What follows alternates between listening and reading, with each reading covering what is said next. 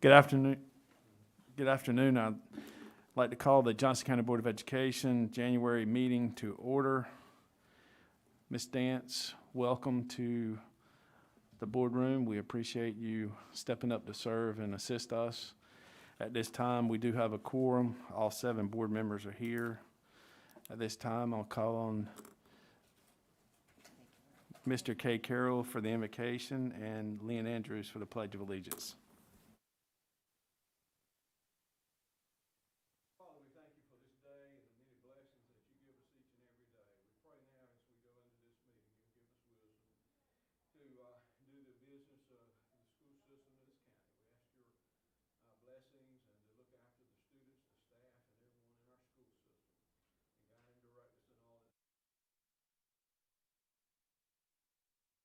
And guide and direct us in all that. For the Pledge of Allegiance. I pledge allegiance to the flag of the United States of America and to the republic for which it stands, one nation, under God, indivisible, with liberty and justice for all.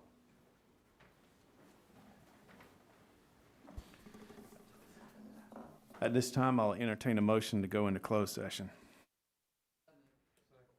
Motion by Ms. Andrews, second by Mr. Wooten. All in favor say aye. Aye. All opposed. Motion carries 7-0. We'll now enter closed session.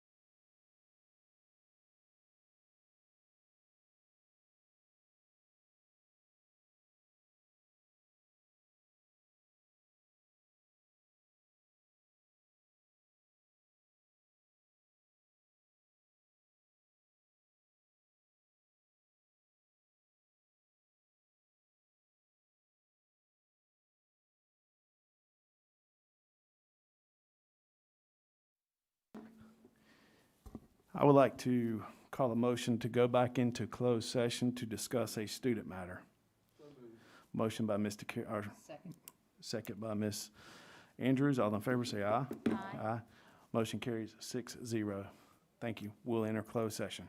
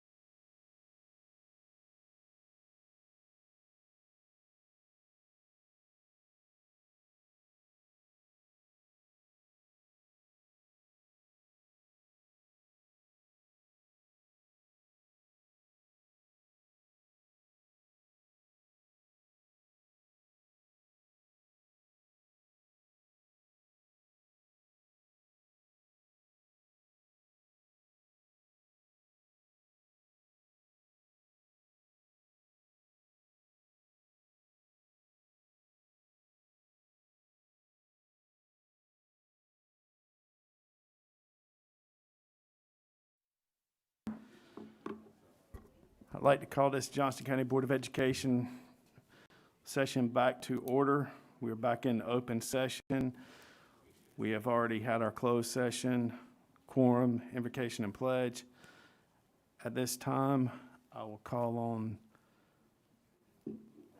while waiting on Dr. Pierce for the COVID update.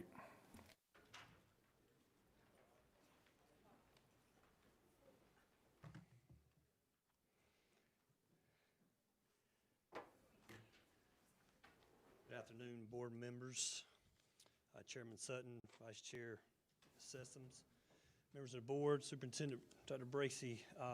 Today we're going to share a brief update of the COVID-19. This is not linked. So the Board of Education, Johnston County Public Schools on December 30th got an update for the 5-day quarantine change that has been given by the CDC and adopted by our strong schools. So at this point in time, anyone who is tested positive or anyone who is a close contact to a positive that is not a housemate is now on a 5-day quarantine timeline. Those who are under the age of 18, 17, or younger are not required to have a booster. However, those that are 18 and older now are required to have a booster, even if they have 2 vaccines, to be deemed not a close contact. And that is some of the updates that have happened. The CDC has recently also updated for ages 12 to 15 to receive boosters. However, the exemption for close contact is only if you are eligible for a booster, not that it's just open. So if you haven't had your time between your last shot and when it's time to get your booster, you would still be eligible not to be deemed a close contact. Guidance continues to update daily. I was on a call this morning where additional changes happen again, and so the changes continue to happen on a daily basis. I was asked briefly to discuss Senate Bill 654. This Senate bill is a reminder that it gives public school units may only shift schools or classrooms from in-person to remote instruction due to COVID exposures that result in insignificant personnel. That means if we don't have enough personnel or that result in a student quarantines that would keep us from opening school. These shifts are temporary or are not included in the remote instruction requirements. And so whereas years past parents saw whole school systems shut down, we no longer would be doing that based on Senate Bill 654. It's only on a case-by-case due to employees. And so I wanted to share that to get rid of any rumors of whole school shutdowns or things of that sort. That bill only is for classes or could be for schools that do not have enough employees. Any questions on that? The only other piece is that we have our details in full on our webpage. We try to keep updating these on a daily basis. One of the things that have been our guiding light is Test to Stay, that we were able to opt in early on through the ABC Collaborative. Since January 5th, we've had 136 total participants in Test to Stay. Of those participants, only 5 have tested positive while they've been in there and then had to quarantine based on they've been exposed. Tests are now done on day 1 and 5. If you remember when we first started this, they were done on 1, 3, 5, and 7. And so now they're only done on days 1 and 5. Parents and guardians must still give consent. And we are now offering Test to Stay. We've always offered to our staff members, but we're now offering Test to Stay to staff members that are exposed outside of school as well, so that we can try to keep our employees in school. They can opt in to Test to Stay unless it's a household housemate. And these tests continue to be done by our school nurses. And I want to take just a pause moment here to let everybody in here know that our school nurses are doing a miraculous job every single day. Our numbers are going higher and higher. Words alone do not express the thanks for them. We have looked at every option in the world, from allowing others to test. We've talked to the health department about other options that they may have with healthcare professionals, looking at contract employees, and we continue to look at options to get help. But our nurses right now are carrying this load every single day, and they deserve all the praise and thanks that we can give them. So I definitely just wanted to share that part. The last piece here is that per Department of Health and Human Services, 53% of our population is now fully vaccinated here in Johnston County, and of course, they're shooting for that goal of 70 to 90%. The health department is open Monday through Friday giving vaccines, and no appointments are needed for ages 5 and older. This trend continues to go higher and higher, so this is straight from the DHHS website. And this is our metrics from the last time we met till today at 1 p.m. So at our last board meeting, we had 20 active cases. To date, as of 1 p.m., we have 55 active cases. For our staff, active student cases have gone from 125 to 322. Active staff quarantines went from 42 to 133. And active student quarantines, 482 to 1,281 as of 1 o'clock today. We had our monthly meeting with the health department and our team on January 6th to receive updates. And at this time, I'll turn it over to Ms. Andrews to talk about that. Yeah, just very briefly, we've enjoyed our meetings with Dr. Pearson and her staff, and again, much of what we talked about is what you see on this board, part of this board. When we met last time, when we had the last board meeting, our positivity rate was 8.5. Today it's 26.1. It's just 3 times as much. Cases, oh, sorry.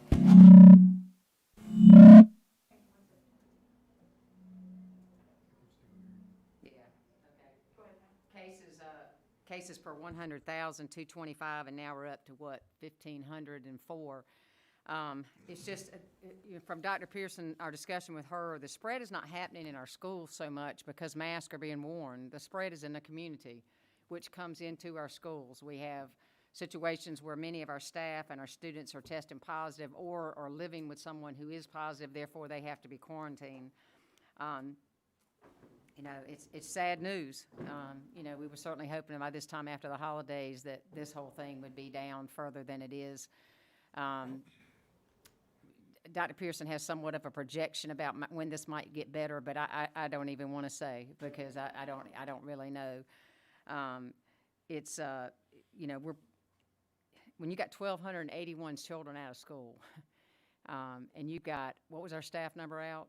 133. 133 staff out. It's all we can do to run school. It's all we can do to have school and not go virtual.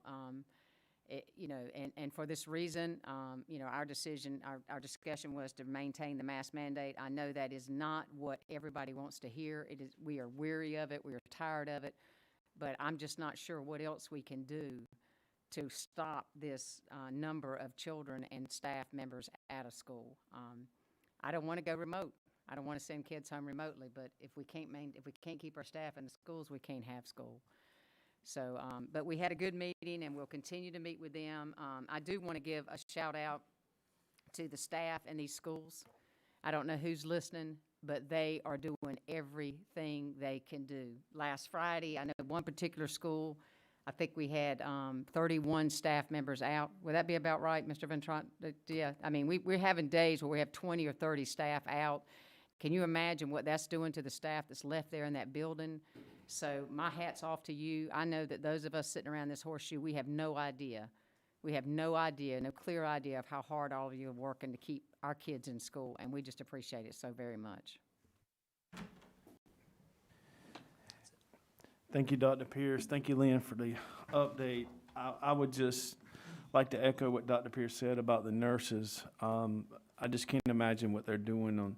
I've got a family member that's a nurse in our school system, and just hearing what their day-to-day activities look like, it's more or less test to stay, and some of their other duties that they need to check on their students and make sure that they're following the protocols for the medications and other items that they have to deal with on a daily basis are taking a back seat. So I appreciate, Dr. Pierce, you looking into any and all avenues to try to assist them as we go through this times that we're currently in. Well, and I would also like to say that Many of our classified staff are being pulled to substitute in classrooms, and that is taking a toll, not just on the individuals who are working double duty, but it's taking a toll on those teachers who are left without teacher assistants because they've been pulled to sub. And, you know, ultimately, it's our students who suffer. But our staff is literally killing themselves. And whether it be bus drivers driving double runs, cafeteria workers who are trying to shore up because they're only half-staffed, it's just, it's everywhere. We have administrators who are substituting in classrooms, teaching classes. And I cannot say enough about the extraordinary job that our staff is doing. And I just thank them so much for what they are. Thank you, Ms. Sessoms. At this time, Senate Bill 654, we do have to vote on a monthly basis for our mask mandate.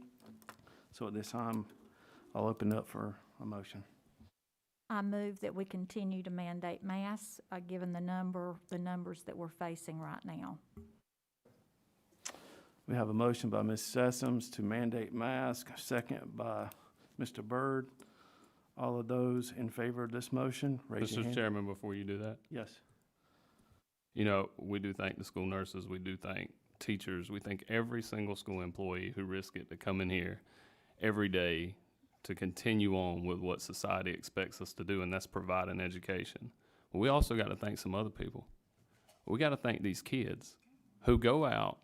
Some of them are in high school. They leave high school. They go to the food service industry. They go to the retail industry. They go to work.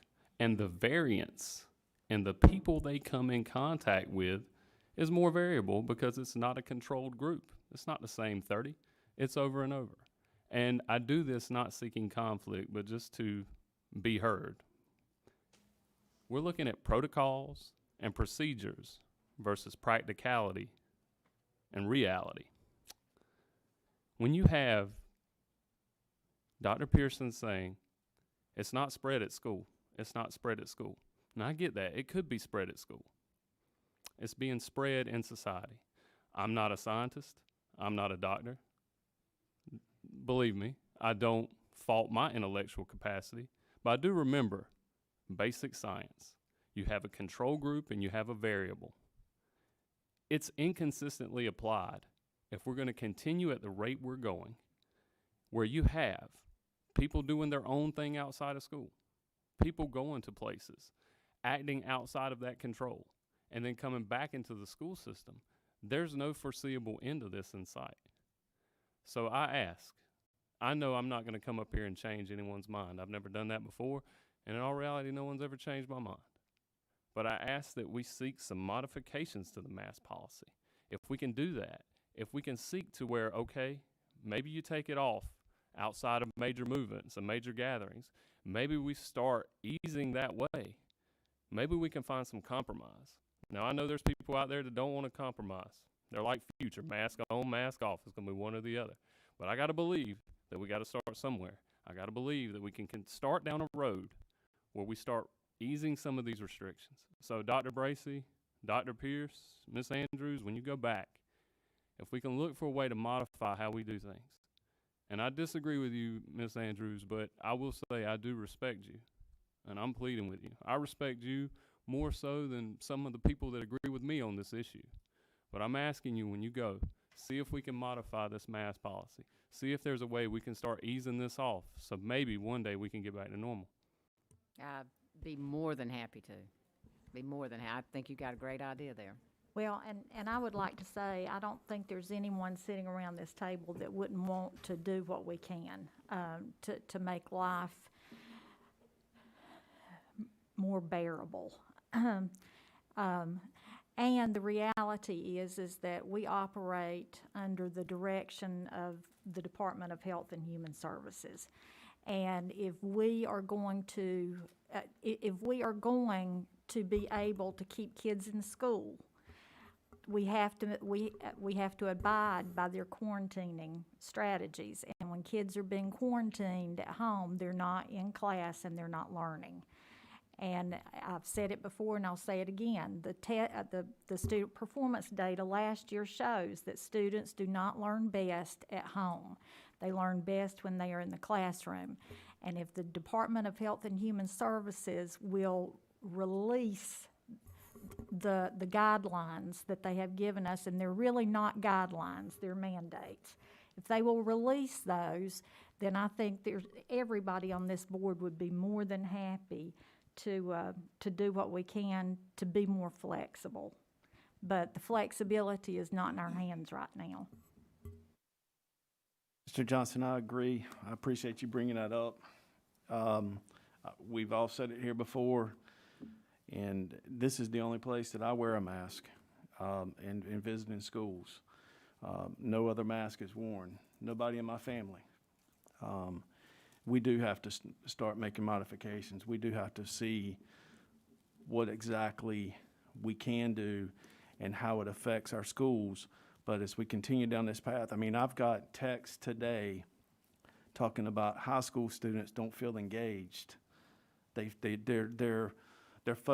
can't focus on the teacher because they can't see the teacher speaking, and they can't understand. I see some nods out there in the audience because it's true. They're losing focus of being there. They're not gaining the material knowledge that they need because they're not seeing the teacher speak. And until we do something to allow them to maybe take that mask off in that class, if they so choose, including the teachers, so that they can get a better understanding, because that knowledge is powerful. And yes, the performance grades showed that last year, but it also is going to reflect this way as well. If our high school students are speaking out to their teachers today saying that they feel this way, they're not the only ones. There's probably middle school and elementary school students that feel the same way. So we really need to take a stance on how do we modify it? How do we do something to, I'm not saying mandate no mask, give the parents the option, give the teachers the option. We told them that if they didn't have the booster, they had to quarantine for 5 days. Give them the option to take the mask off. Well, I also would like to add that Dr. Pierce has been a huge advocate in terms of working with the health department in trying to find different solutions, as well as Ms. Andrews and the others who sit on that committee, on that team. And I can verify that they really advocate strongly for when are we ever going to be able to move past this, okay? That whole point of how do we learn to live with this in a way that is bearable, you know. And I use that word bearable because I don't think anyone in this room, everyone that I talk to in the community, we are all so tired of this virus and the restrictions that it has put on our lives. I mean, I would just like to be able to put something in the mail and know that it's going to get there before 2 weeks, you know? I mean, it has impacted everything. You go to the grocery store, things that we used to just take for granted being on the grocery store shelves are not there because the supply chain is broken because of this virus. We are all tired of the virus and the restrictions that it imposes. A year ago, if anyone had said that we would still be sitting here talking about the virus, I would have been so surprised. But that's the thing about this virus, it just continues to mutate and change. And as a public school system, we are bound by law to operate under the direction of the Department of Health and Human Services. I wish that we did not have the boundaries, the restrictions, and the mandates that other entities don't have to live with. When you go to Walmart, they're not quarantining people, okay? When you go to the, the auto shop, they're not, there isn't a mandatory quarantining. And that's what we have to live with because we are a public school system in this state. And so it's not about what I want. It's not about what I think makes sense. It's about living within those boundaries. And right now, our hands are pretty much tied. We have a choice. We can either continue to send kids home in quarantine and eventually go to remote, or we can learn to live with this virus with the parameters that we've been given by the health department. And I see my job as a school board member is providing a quality education to children to the best of our ability. And the only way we can do that is to keep kids in school. You know, we have made some accommodations. CDC, our guidelines and our toolkit changes so we can accommodate better our lifestyle in terms of how long we quarantine. And I'll say again, you know, everybody's hammered last year. We want our kids in school. We don't want our kids out of school. While masks are not the end-all, do-all, it does help slow transmission. The the virus is not tired. It's not frustrated. And it is not going to be frustrated, and it's not going to get tired. It doesn't operate that way. We have an effective tool to control. It's called a vaccine. And if we can get enough people vaccinated, then the virus does not have a place to go. It doesn't have a safe place to travel. So I would encourage everyone, if you haven't gotten your vaccine, to please get your vaccine, and then we can get away from masks. We can get away from restrictions. Students can move about freely. We won't have staff absent. So that is our one big tool, the one big thing that will stop the transmission of the virus is a vaccinated public. Any other questions or comments? We have a motion and a second on the floor to continue with mandated mask. All in favor for that motion, raise your hand. All opposed? Motion carries 4-3. At this time, I will entertain a motion to approve our December 14th regular session, January 5th,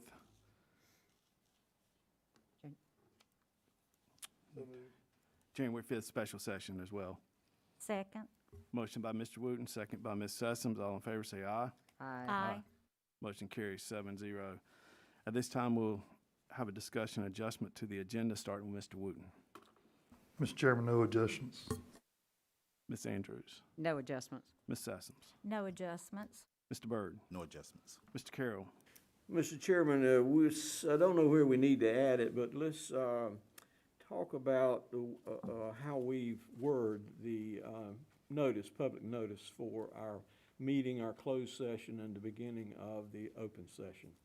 Have a discussion about a modification to the public notice. Yes, sir. Let's put that right after following our updates for chairman and board committees, so it'll be right before special recognitions. Mr. Johnston. No adjustments. I have no adjustments. We have one adjustment. All in favor say aye. Aye. All opposed. Motion carries 7-0. At this time, I'll call on Mr. Wooten for Finance Committee. Thank you, Mr. Chairman. Since last meeting, I do have some good news. I know last meeting we talked about compressing the pay structure for our employees, but this month, most teachers will receive a $2,800 bonus this month, and the classified staff will receive a $1,500 bonus. And you can go to the Johnston County Public Schools website and look on the finance webpage and find out all the specifics for those bonuses. But that's great news for our staff. Also, these pay increases will be retroed till July, but through December 2021 for those that were employed at the end of the year, 12/31/21. And that will be paid to our staff in February as a additional bonus. So some more great news for our staff. Also, Mr. Britt will be presenting our budget today, and we're financially sound as a school system. So I look forward to listening to what he has to share with the budget as well. So thanks, Mr. Chairman. Thank you, Mr. Wooten. Ms. Andrews on the Legal Committee. No report. Thank you, ma'am. Ms. Sessoms on Policy. We will be meeting on Thursday afternoon at 2 o'clock here in the boardroom as we continue our work to align with the School Boards Association. Thank you, Ms. Sessoms. Also, we're getting close to a bond time as well. This is the year of the bond. I know many of us have worked hard on that in the past, and I know that Mr. Carroll has had discussions with some of our commissioners already in regards to the bond as well as other items. I would like to add this committee to our committees already, and basically name that Mr. Wooten, chairman of the Finance Committee, be on that, Mr. Carroll and Ms. Andrews, and any others that are available to do that if your time allows, but these three will be there as well. And I'll sit in on some of those also. And Mr. Carroll, since you've had some dialogue with some of our commissioners already, I would like you to chair that committee moving forward from the bond standpoint.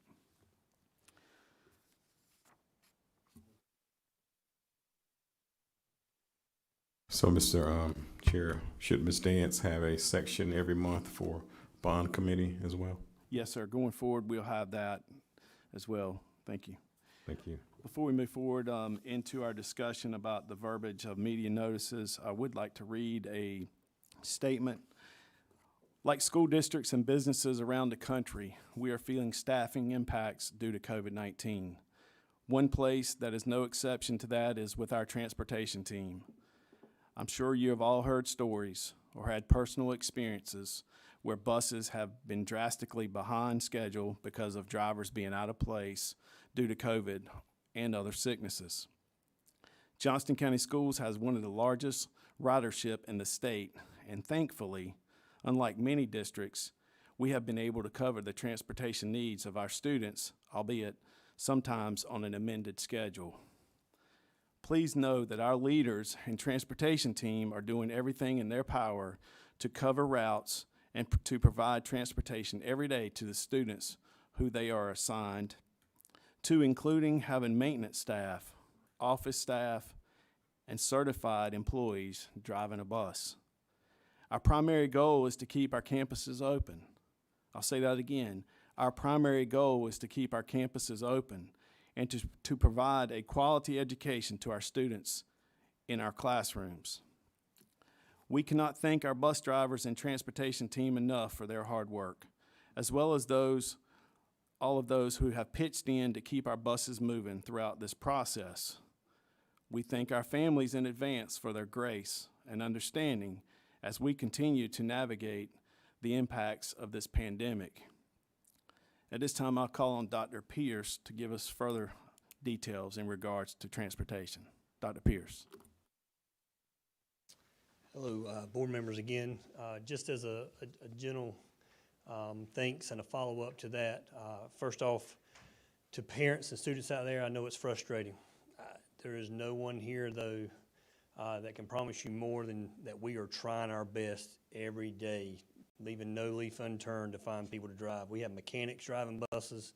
We have people that should be fueling buses, driving buses, office staff. We've asked for certified staff to drive. We've had principals sign up to drive buses. And we are counting to drive every route every day, even though it may be hours later than normal. And so I know some have heard that bus routes are canceled. Most oftentimes when buses are going to be late, administration will start calling and saying, hey, this bus is going to be several hours late. Would you like to pick them up? That bus will run if they can't come get them, or we will find a way to get your child home if it means we have to put them on another route. But we are experiencing 30 to 40 absences plus a day. and transportation, and it's hard when you're trying to run 300-plus routes.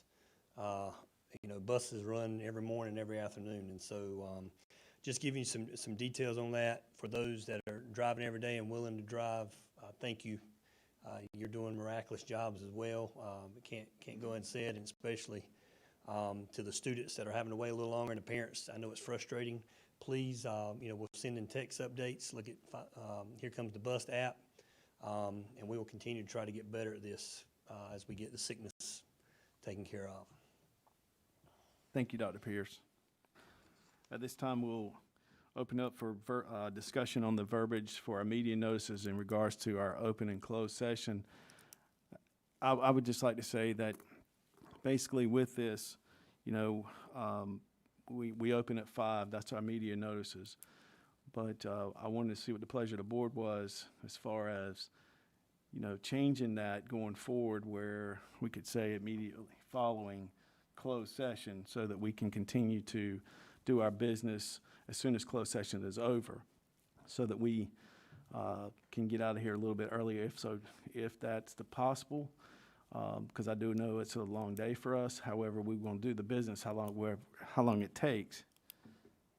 But what is the pleasure of the board? Mr. Chairman, I think the goal is this. We do closed session at 4 o'clock, and our media notice says the public portion begins at 5. And we've had, most times, the public is already here, and they're waiting outside, and it's been hot, it's been cold. So if we change it, that is verbiage somehow or another, we would talk with our lawyer here about the closed session at 4, and the public meeting will begin immediately following. So we're not constrained, or the public doesn't think that, well, I've got to wait till 5 for business to occur, when they're standing out in the hallway, standing out in the parking lot. And that way they could come on in, we could begin the business, and we could, not have to have them stand around. Mr. Malone, would it be appropriate just to adopt the language instead of using the time? Mr. Carroll used the 2 words immediately following. Is that appropriate? That would be perfect. Is everyone good with that? Yeah. Do we need a motion? I think you need a motion Do- because you've otherwise established your schedule. I'll make a motion that we use the verbiage of immediately following the closed session. I'll Okay. second. Motion by Ms. Andrews, second by Ms. Sessoms. All in favor say aye. Aye. Motion carries 7-0. At this time, I'll call on Ms. Caitlin Furr.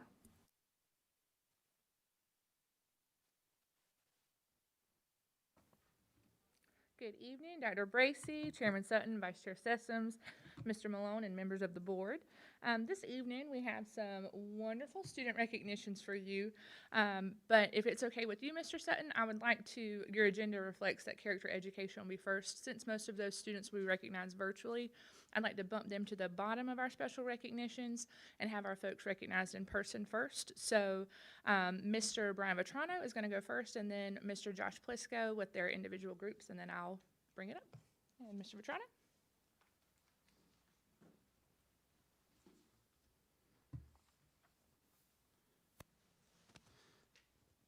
Thank you, Ms. Furr. Good evening, board members. Before we get started, I wanted to see what the pleasure of the board was as far as the recognitions. After we recognize our classified and certified employee, would you prefer that they remain here and you congratulate them? I know in past we've had some come around and do fist bumps and things, so I wasn't sure what the pleasure of the board was. I wanted to make sure I directed the employees of the month however you wanted. Why don't you just give the option, yeah? All right, we'll give them the option. So as always, we have wonderful employees to recognize in front of you this evening. I would first like to invite Ms. Parton, Ms. Amber Parton, to come up. She is our classified employee of the month. She is a teacher assistant at Four Oaks Elementary School and was nominated by a classroom teacher there, Ms. Bennett. Ms. Bennett had wonderful things to say about you. I'm going to share some of those things with the board. Ms. Bennett shared that Ms. Parton is our class hero. She goes over and beyond to support our students and their needs. Ms. Amber is very aware of the students' needs and the best way to help support them. She is great about modifying students' work to best support their learning at that moment. Ms. Bennett says that I am able to support our students in crisis moments, knowing that the learning for our other students is not going to stop because she knows how to continue their learning. She is a positive role model for students and staff. Ms. Amber is willing to help all students, even if they are not assigned to her. She truly knows the why of what the school does, which is to put students first. Ms. Parton, thank you so much. We congratulate you on being our Classified Employee of the Month. And if you'll remain right here so we can recognize our next person. Ms. Katie Owens, if you'll come join me. Ms. Owens is our Certified Employee of the Month. She is a 4th grade teacher at Polenta Elementary School, and she was nominated by a coworker, Ms. Goins. Also, lots to say about you. I'm going to share some of that with the board. Words cannot describe what Ms. Owens means to the students that she teaches and how she impacts their lives. She truly changes her students for the best, from their social, emotional needs to their instructional needs. Ms. Owens goes above and beyond. We typically hear that with our Employees of the Month. I think that was said about you too, going above and beyond. She changes her students' lives to love school, to love learning, and to have them ready to conquer their next goal. From the moment they walk through her door until the time they go home, her students are welcomed, they know the expectations, and they are ready to learn. It is all because Ms. Owens' dedication and love for teaching that her students are impacted and changed. Ms. Owens, we can't thank you enough for what you do each and every day. And you've already heard our board members talk about how they know that both of you represent all of our employees and what you have done this school year, especially in last school year. You're truly going above and beyond, and that has not gone unnoticed. So congratulations to both of you, and you are welcome to remain here. If you want to go around and greet the board members, you can do that.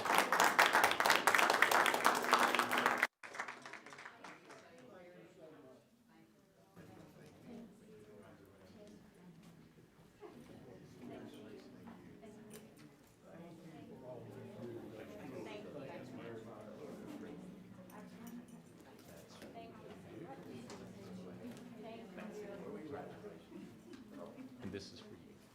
Congratulations. Thank you, board members. Thank you, Mr. Vetrano. While Mr. Plisco is bringing in his cheerleaders from North Johnston, just a reminder to our families, this is your boardroom. So if your student is being recognized or someone you know student is being recognized, please feel free to get up behind the board, take pictures, move around. You can recognize them however you'd like.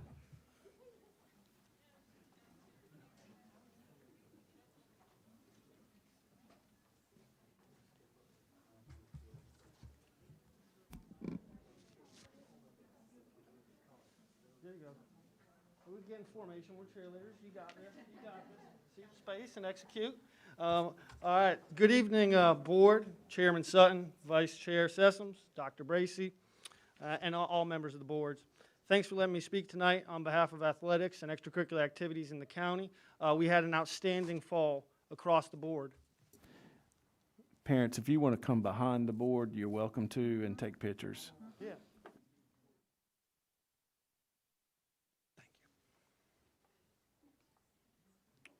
We did have an outstanding fall across the board. A lot of good things at all of our school sites athletically.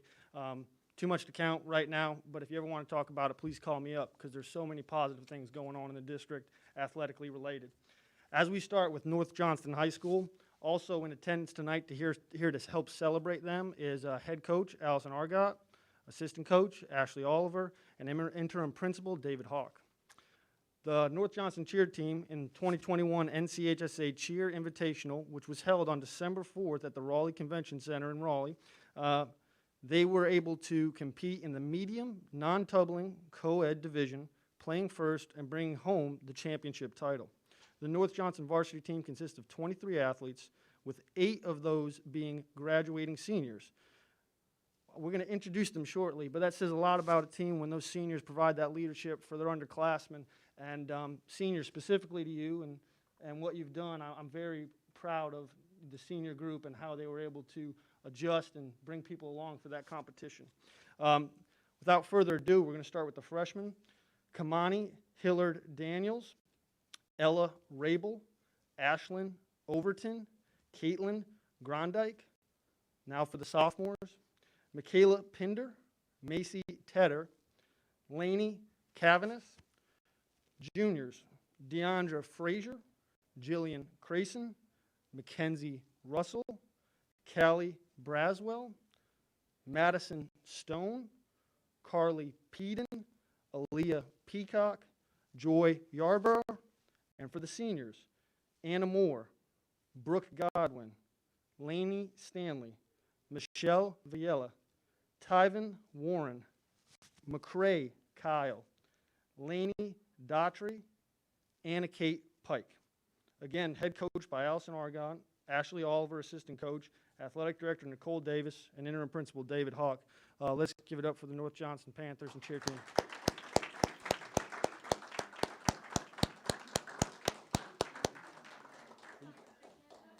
You guys can go around there.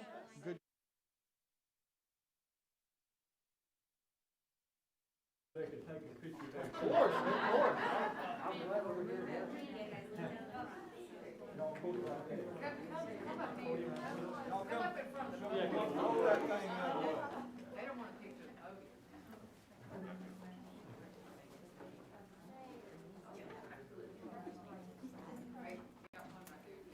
Y'all smile.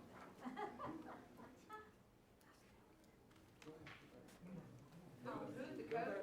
You coach? Yeah. That's all right, Mary Mom.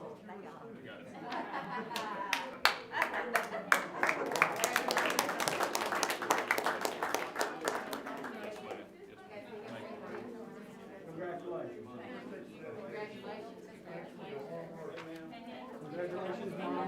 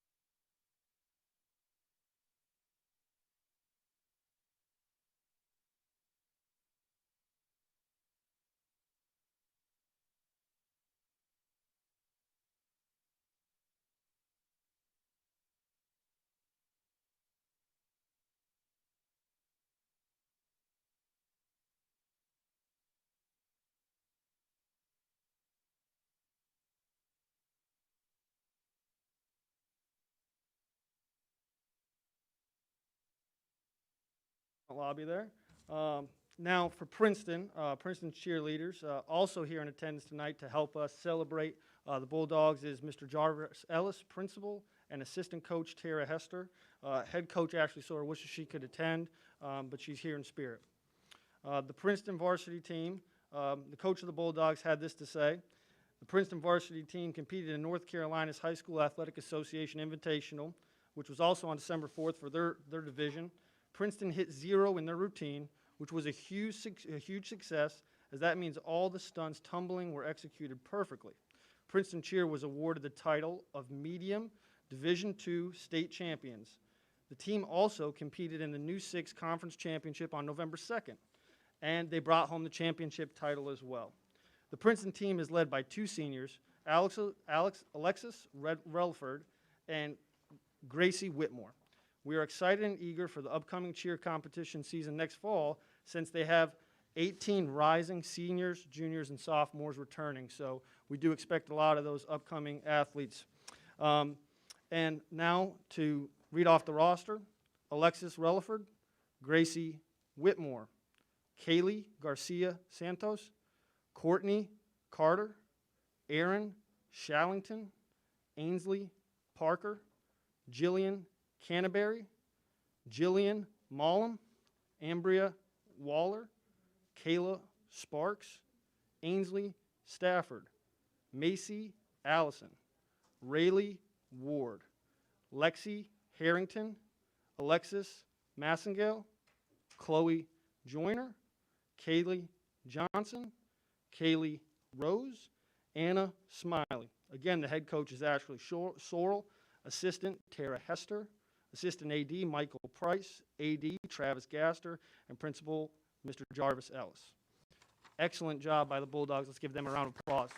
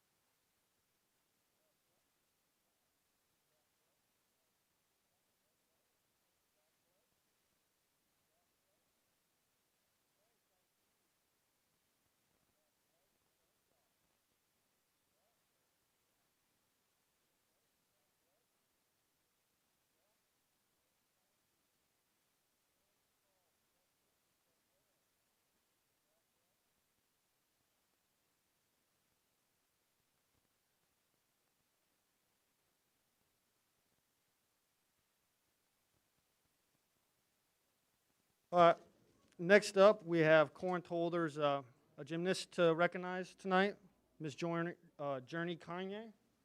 If you could stand up. Journey Conyers is a sophomore at Corinth holders. She scored a perfect score on the vault.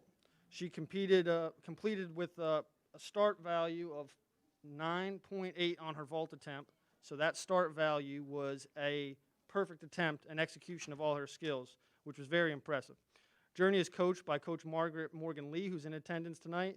Coach Scotty Williams and Principal Brian Johnson are also in attendance tonight in support of Journey. In the state championship, which was held on November 6th, she had other notable event scores of a 9.85 on uneven bars, 9.65 on balance beam, 9.75 on floor, and her all-around score was 39.05, which was fourth highest out of 112 participants at the state competition. Journey has an excellent academic record to date, and we are sure that she will continue to impress us for years to come. Journey Brown, gymnast.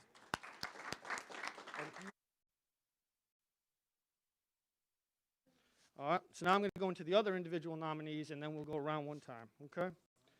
So now on to a few football players. First from Clayton High School. Unfortunately, he was unable to attend tonight, but Donovan Spellman, linebacker for the Shrine Bowl. We honor the Shrine Bowl here and recognize that as that goes towards Shriners hospitals around the country in that organization. It is one of the oldest all-star football games in the country between North and South Carolina. Donovan Spellman, like I said, was a linebacker at Clayton High School. Coach Handy gave me some stats, and he had 17 sacks, 77 tackles, 28 tackles for a loss, 1 forced fumble, 2 fumble recoveries, and 1 interception. In the spring of 21, he was 3A Conference Defensive Player of the Year. In 2021 in the fall, he was Conference Defensive Player of the Year again. He was a spring All-State nominee, and he was fall All-State as well. And he was also appointed to the Shrine Bowl. His future plans, he signed a full scholarship with Appalachian State, and we're excited for him and to follow him over the next few years. So that is Donovan Spellman. Now on to two other football players to recognize tonight. We have Cleveland football players, and Coach Riley's here to help us celebrate them as well as Principal Ms. Janice Saul's-Hare. Both of these players that we're celebrating, Keyshawn Monk and Amarian Hampton, as teammates, you can come on up together and just stand over here. And it's important to kind of bring these two fellows up as teammates because as a team, since their freshman year when they were mainly on JV, then they went into varsity for 3 years, and they've only lost 4 games as teammates. And all that has to do with your other teammates and everything, but the leadership that coaches talked to me about with this group here is exceptional. So to go over some of the things, Keyshawn is a defensive back. He was named to the Shrine Bowl as well, okay? And he had 110 tackles, 15 tackles for a loss for a defensive back. That's very impressive. 5 interceptions, 2 defensive TDs, 1 forced fumble, block kick, 6 pass deflections. And he's a 2-time All-State nominee and All-Conference as well. His future plans, he's deciding right now between some multiple offers and thinking where he's going to go. But Keyshawn, we wish you the best of luck, and we're very happy to celebrate you wherever you end up. Omarion, he was at the All-American game, and I do want to say this to him. We know we were waiting for you to be on there, and we just want you to know that we're very supportive of you and everything that's going on, and we're very proud of you. I know you might not want to hear that 5 days away, but we are very proud of you and the way you represent us. And he was an All-American running back, North Carolina Gatorade Player of the Year, North Carolina Mr. Football, and he's a Shrine Bowl nominee as well this year. He's 3-time Conference Player of the Year and 3-time All-State. His stats from this year were 182 touches for close to 2,500 all-purpose yards and 43 TDs, rushing on 161 carries, about 1,900 yards, which is about 12 yards a carry. So when you touch it, it was pretty much a first down. And then his future plans, we know, is he's committed to UNC. We're happy to celebrate them and their honors going to the Shrine Bowl All-Star Game. So these are our individual nominations we have for tonight for recognition. Please let's give them a round of applause.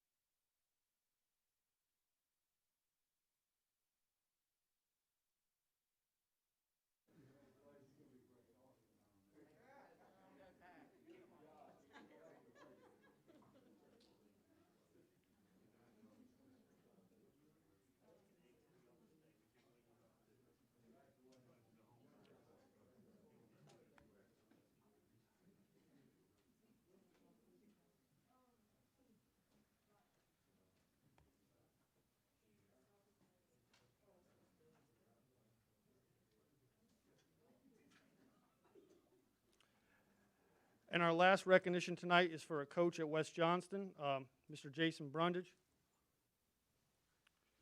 Also here to help celebrate Coach Brundage is John Timmons and Jennifer Swartz, principal of West Johnston High School, and John Timmons is the head soccer coach at West Johnston. Coach Brundage has served as assistant varsity men's soccer coach for 6 years at West Johnston High. In his tenure, the school has a combined record of 73 wins, 34 losses, and 10 ties. This year, the team advanced to the 3rd round of the NCHS playoffs, which is the farthest mark of the program to date. He was also on the coaching staff that holds the most wins in any regular season at West Johnston. The current head coach of the program, again, is Mr. John Timmons. Jason is here tonight to be recognized by the board for his recent achievement of being named the 3A North Carolina Soccer Coaches Association Assistant Coach of the Year. The Soccer Coaches Association will have a banquet in the coming weeks to present the award to Coach Brundage. His efforts, mentorship, and passion for coaching the game of soccer has been a blessing to our student athletes. He also helps run PA for multiple sports at West Johnston, takes care of the fields, and always a phone call away for anything that is needed for the program. He is more than deserving of the award, and we'd like to congratulate Coach Brundage on that nomination.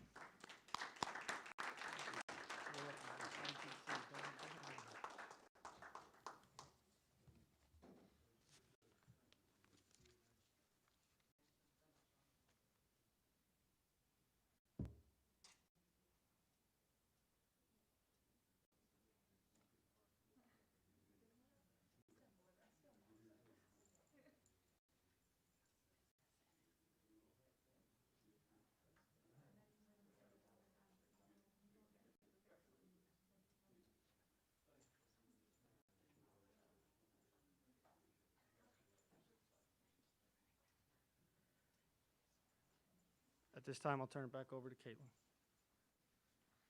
All right, thank you, Mr. Plisco and Mr. Petrano, for recognizing those outstanding individuals. Up next, we'll recognize Miss Reagan Williford from South Johnston High School. Reagan is here tonight with her parents and her principal, Mr. William Weaver. Reagan was recently appointed to North Carolina Superintendent's Student Advisory Council. This achievement reflects her engagement and dedication to the K-12 education policy and to her education inside and outside of the classroom. The 2-year appointment to the Student Advisory Council provides student advisors with the opportunity to meet monthly to discuss state education issues, advocate on behalf of their fellow peers, and ultimately advise decision makers in the North Carolina education space. Throughout her appointment, she will meet with personnel at DPI, the State Board of Education, the General Assembly. She will have the opportunity to learn about issues facing K-12 education and what can be done to support students, teachers, and our school district. At the end of each year, student advisors like Reagan will present a proposal to the State Superintendent, Catherine Truitt's office, as well as other state leaders that address an evolving state education issue. The final proposal will not only allow students to share the hard work they have contributed throughout their appointment, but will also provide state leaders direct insight into the student perspective. We are looking forward to see all the great things Reagan will accomplish in her appointmentship. The official press release is not out yet. We got advance notification, but Catherine Truitt's office is going to announce this later on. And we're hoping to do some more features on Reagan and things like that. But is there anything you'd like to say to the board or anything tonight? No? Okay. Anything you all would like to say to Reagan? We would love, well, congratulations. Yeah. What an honor. And we, I say we, but I don't know, I don't mean to speak for the other 6 members, but we would love to hear back from you as you do this, as you're involved in this, to come back and tell us what you're learning and what you're hearing. And I would just like to say I am so very proud of you. It is an honor, but it is an honor well earned. And we just are excited about the fact that you will be representing the students of Johnston County. So thank you for being willing to take that extra time to do that, but you will make an excellent representative. And while you're making an excellent representative, when you learn something, can you maybe come back and teach us a thing or two? Yeah, that's what I'm talking about. And congratulations to your parents Yes, as well. I know you're awfully proud. Yeah, I can see the smile through that mask, Miss Williford. You have every reason to be proud. Yeah, congratulations. And like they said, we'd love for you to come back and present to us. And if there's anything that we can do to assist you when you go up there, please reach out to us. All right. Congratulations.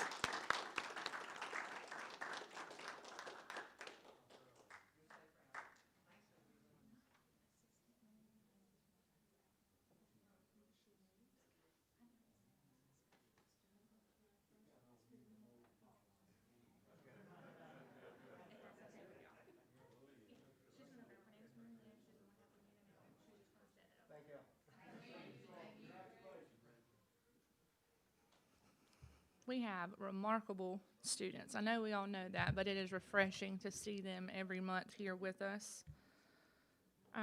Next up, we're going to move on to our character education students, and we're recognizing most of them virtually tonight. We do have one student here with us. We have our high school students with us tonight for our character, or for all of our special recognitions. So we'll get to him. He's our second one, so it'll be just 1 second. The first recognition that we have tonight is Mr. Austin Bevilacqua. He's an 8th grade student at Archer Lodge Middle, where Miss Melissa Hubbard is principal. Austin is being recognized for demonstrating self-discipline, which is what sets him apart as a great student and a good citizen in the Archer Lodge community. Teachers say Austin is excellent, not just in his academics, but in his attitude and demeanor. He is one of the most respectful and most polite kids that they have ever taught. He is a team leader and helps others in class. Austin is always willing to help others, whether it is a teacher or a peer. He is encouraging and always welcoming to new students so that they can adjust to their new setting. He is a student that you can truly rely on at any given time. Because of Austin's motivation and self-discipline, he embodies the motto for Archer Lodge Middle, which is #1 team. And next, we'll have Isaiah. You can come on up. We have Mr. Isaiah Price. He's from Corinth Holders High. And with him tonight is his principal, Mr. Brian Johnson. Mr. Johnston wrote that when you think of the character traits perseverance, responsibility, and respect, he exemplifies all of those qualities. Isaiah is truly a great example of a pirate student athlete. He plays football and lacrosse. He is able to perform on and off the field.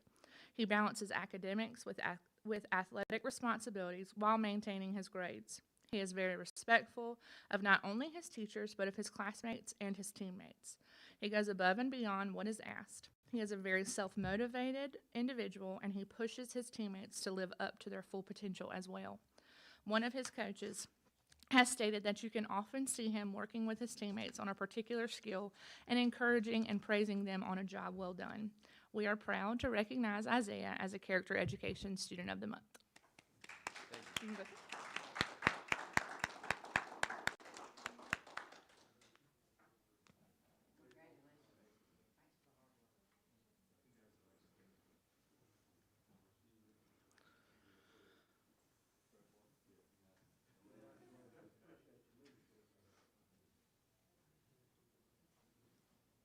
All right, and up next, we'll recognize Miss Abigail Skinner, a first grade student at Riverdale Elementary, where Miss Jenny Durko is principal. Abigail is being recognized for demonstrating compassion. Miss Durko wrote that even though she is only a first grader, she exemplifies the trait of compassion. As Little Miss Archer Lodge, she utilized some of her summer time to collect school supplies for local JCPS schools and for other students in need. Her supply drives were very successful and showed others the importance of donating to those in need. She also organized food drives for those in the community this Christmas and Thanksgiving. She is caring and generous, and she shows compassion to her classmates and teachers on a daily basis. Her first grade teacher, Miss Eddington, shared, "Abigail is helpful and always looks out for others. She is a friend that any student would be lucky to have." Congratulations, Abigail. And next, we have Miss Shanila Hart from Thanksgiving Elementary. I don't know if you guys know this, but Mr. Jewett's New Year's resolution is to ask more questions. So he called me to talk about character education, and he was very excited about recognizing Shanila. He had a lot to say about her. And she is being recognized for demonstrating self-discipline. Her teacher stated that she is a student that works hard at showing self-discipline every day, and it's certainly not a character trait that comes easily for students. She recognizes that to be her best self and to be a healthy overall well-being, she must work daily to maintain self-discipline. She accomplishes this by using self-calming strategies, communicating effectively with her peers and teachers, and putting her best effort in her work.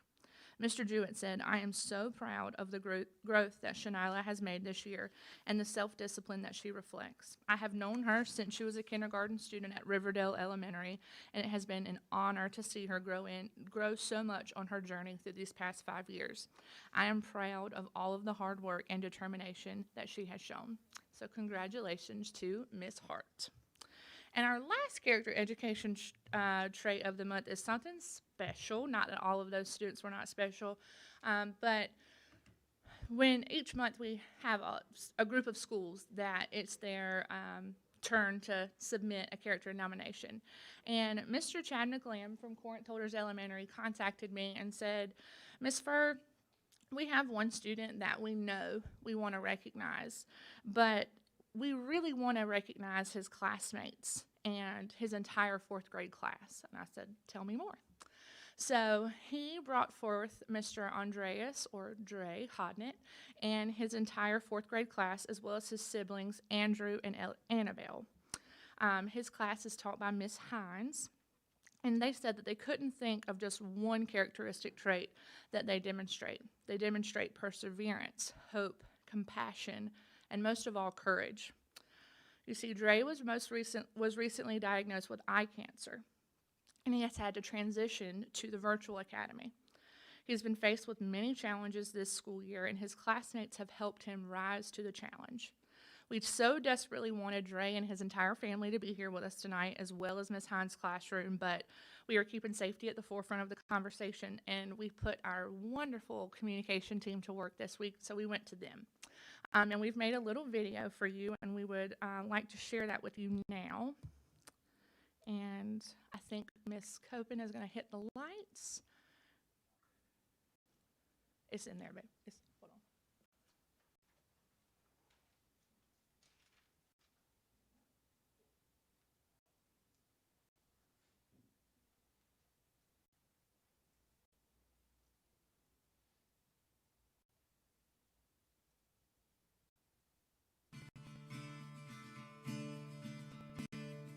And it's been a while since we've seen Gray face to face, hasn't it?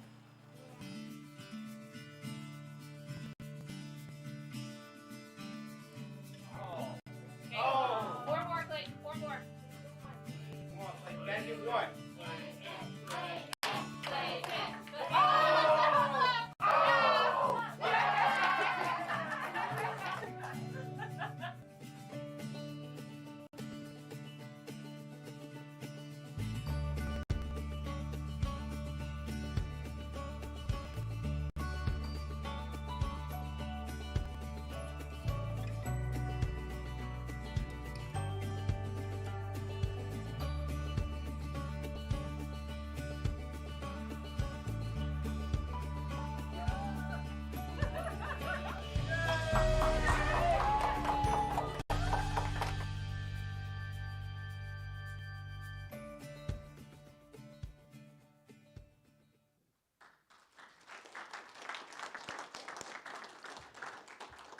And so I've seen that video quite a few times, and it still gets me. That was the first time Dre's class had seen him since he transitioned to the virtual environment, and it just gave our team and the entire school community a healthy dose of perspective, and we hope that is something we can share with you all tonight. And we just thank you for the opportunity of recognizing our outstanding students, and with that, that is all I have. Thank you, Kate. Thank you. Thank you, Ms. Furr. At this time, we'll transition to our public comments, but before we do, we'll take a 3-minute break.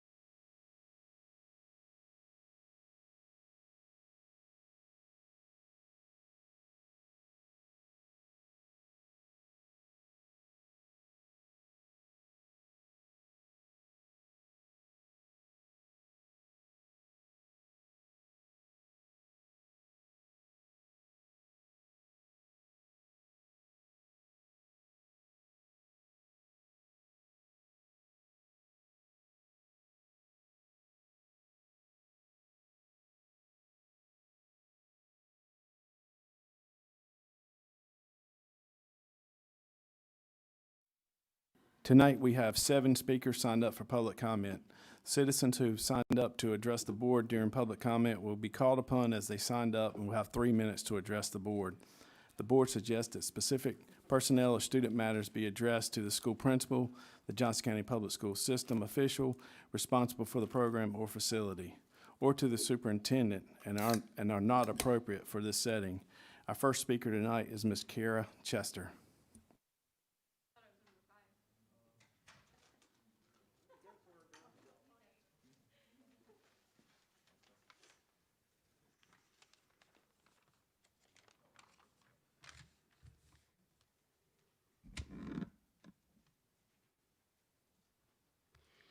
I would like to talk about communication tonight. The definition of communication is imparting or exchanging of information or news.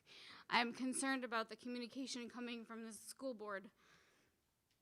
Several parents and I have spoken at these meetings about concerns we have regarding things happening in the Johnston County Public Schools. Several parents have also sent emails expressing these concerns. More often than not, these emails are unanswered.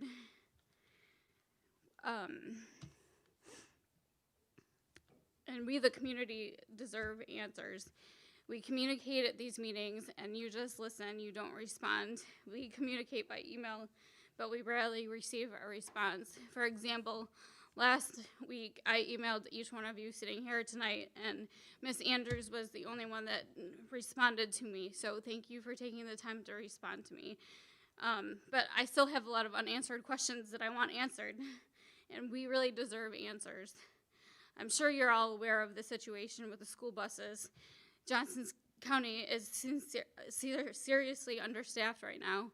Buses are frequently late, sometimes more than 2 hours. It's both unsafe for the kids standing by the road and in the cold, and it's unfair to parents who rely on the buses for their kids to get to school. In some cases, the parents are not even notified of the problem, that the buses will be late. There has to be an answer to fix this. So rather than just have me sit here and have you listen tonight, I'm asking you specifically, Mr. Sutton, what ideas do you have to fix the problem with the busing? Ms. Chester, we discussed that with Dr. Pierce earlier. We're having many people outside of the bus driver community assisting us on a daily basis. Unfortunately, we don't have enough bus drivers. We're trying to accommodate every bus route, but at this time, we're using all of our personnel, even up to and including principals, to drive our buses. So we do apologize that the buses are late. However, we're looking into that further, but we're consistently trying to make sure that they're not more than 30 minutes late. However, with this pandemic that we're currently in, it's taking us a little bit longer to get the routes driven and get them to school. We do see that as a major problem. We're continuing to look into it. Okay, and is it possible to have a town hall type meeting where parents can ask questions in front of you and have you guys answer questions? We would take that up with Dr. Pierce and our transportation director as far as getting some FAQ, maybe some questions from you guys, and we can make Not sure just that regarding the buses, regarding all the issues. that is something we'll discuss as a board at a later time. Okay, so what is the preferred method of communication with you guys? Ms. Chester, we will be more than happy to try to assist you in any way as far as communication, but we'll answer that question as far as getting you some more information on what you requested.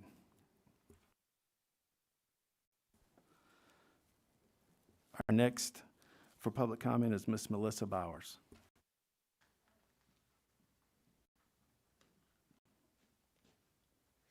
Hi. So, I'm kind of like all over the place when I speak because I don't do notes. But, so I feel like when parents come in here, we're met with like some concerned looks, some annoyed looks, and it just kind of depends on what the conversation is about. But what seems to be the issue that's getting talked about a lot, because I know Joe has said it and before too, is that there's no real communication. Like we come in here, we talk, we leave, and it feels like we're not getting heard. And I know there are other people on the other side that are like, no, this is the way things should be too, and you're listening to both sides, and I do get that. but I feel like what a lot of the issue is like we feel like we're not getting heard. And so we come and we speak and we leave, and then nothing ever changes. And I feel like as elected officials, you should be listening and being the people, because if you're not representing the public, then it's not a public school, it's a government school. And I feel like that's where we are right now. It's no longer public schools, they're government schools. And I feel like we're at a really pivotal point right now. Like, school is never going to be like it was pre-COVID. It's just not. And I think we can all pretty much agree that we've learned things that are really good that we do in our schools, and we learn things that really need to change that we do in our schools. And right now, I feel like parental choice for school is where it is leading, because I think we have seen some people really want masks. Some people really don't. Some people really want their children to learn this. Some people really don't. And I feel like if we're going to be a true public school, we should be serving the public, and all of the public, not just some of the public. And right now, that is not happening. Thank you, Mrs. Bowers. Next, Mr. Kevin Donovan.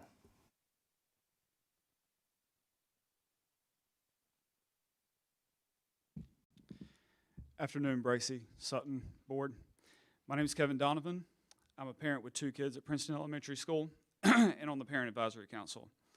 I was contacted yesterday by a friend of mine that could not show up tonight. Yesterday morning, he sent his kid out to the school bus stop. A few minutes later, the kid returns. After checking the Where's the Bus application, he's learned that the bus hasn't even left the school. After calling the school admin, he finds out that the bus is running 2 hours late. Keep in mind, this was with no notification to him that morning. On the way to take his kids to school, he stated that there were other kids standing out at their bus stop still, 40-degree temperature, waiting for the bus, not knowing it was going to be 2 hours late. Now I'm going to go ahead and say this isn't about the bus drivers. We love our bus drivers. My mother was one. My aunt is currently one, so I see firsthand how it is. It's early mornings. It's late nights. It's dealing with crazy kids and last-second substitutions for buses. It's not easy work, so what I'm talking about has nothing to do with bus drivers or lack thereof. It's about child safety. After talking with other parents at schools, I'm finding out that almost every school has their own way of getting up with parents, whether it's the Remind app, texting, calling, Dojo, the bus app, or maybe nothing at all.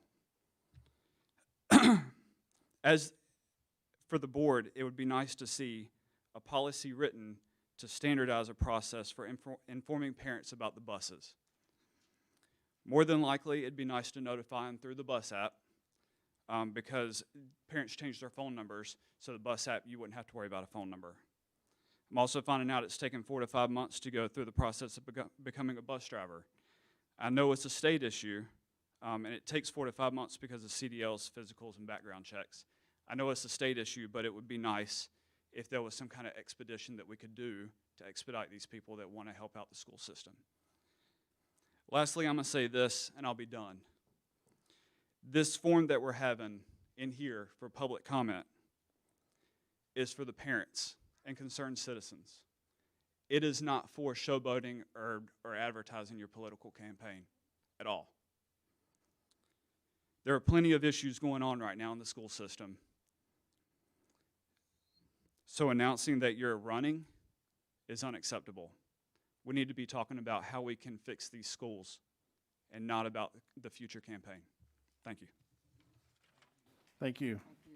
Terry, Ms. Sessoms, is there any way on our policy committee meeting you'd be willing to look at adding that as far as what Mr. Donovan's talking about, as far as like a standardized way we notify, maybe checking into that?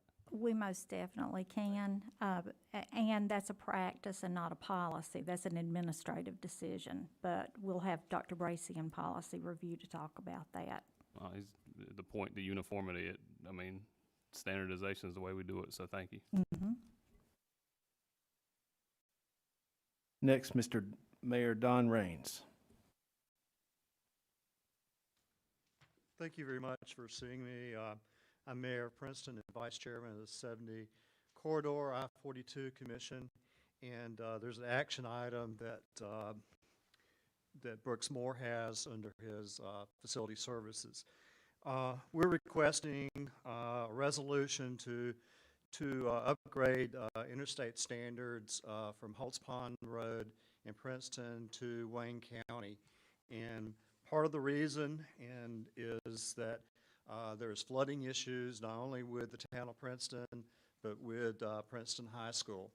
And there is $7.2 billion that is available for North Carolina through the federal programs for highway construction that just passed the infrastructure bill. So we're asking for part of that funding, and the resolution has already passed I-4270 Corridor Commission, and it will be going before the State Board of Transportation. This resolution that we're doing also will be going to the county commissioners of Johnston and Wayne County that are affected by this highway. One of the facts I wanted to state is not only dealing with flooding, but traffic accidents. Statistics from the crash reports is 184 accidents in the past 4 years, and this dates back to September, with 5 fatalities. In the month of December, we've had 10 wrecks, 1 fatality of an elementary student at Princeton Elementary, and 2 other high school students that were hurt in that wreck as well. Effective Thursday, on Donnie Jones Boulevard, where it's heading west into 70 Highway, it will only be available for right turns. You cannot turn left. Barden Street, which is the next road, will only be available for right turns. The DOT is progressing on making sure these roads are safer. Not only with the school system, there's at least $750,000 of needs for culvert improvements for the town of Princeton. There's also $2 million of culvert improvements needed. So what we're requesting is for this highway improvements to be moved up so we can meet interstate standards, be safer, have flood prevention, and hopefully will bring jobs and a better life to not only Johnston County, but further east. And Brooks will have that on his action plan. Mr. Chairman, being part of the Princeton community, if you remember, not only a loss of a student at that intersection, which was unbelievable, but we still pray for that family. But also the new turf field that was made for Princeton. The last big rain we had, the water lifted up the end zone of that facility as well. And it mainly because the water can't get away under 70 Highway. And I know Darwood Stevenson has been involved and had a lot to do with the no left turn at that intersection as well. But there's a lot of needs in Princeton, not only for flooding, but for traffic problems. So we need to do everything we can for and jump on this resolution and try to get this moved up. So I agree with Mr. Raines coming tonight. Thank you, Mayor Raines. Thank you, Mr. Wooten, for those comments. Next, we have Ms. Jennifer Gurley.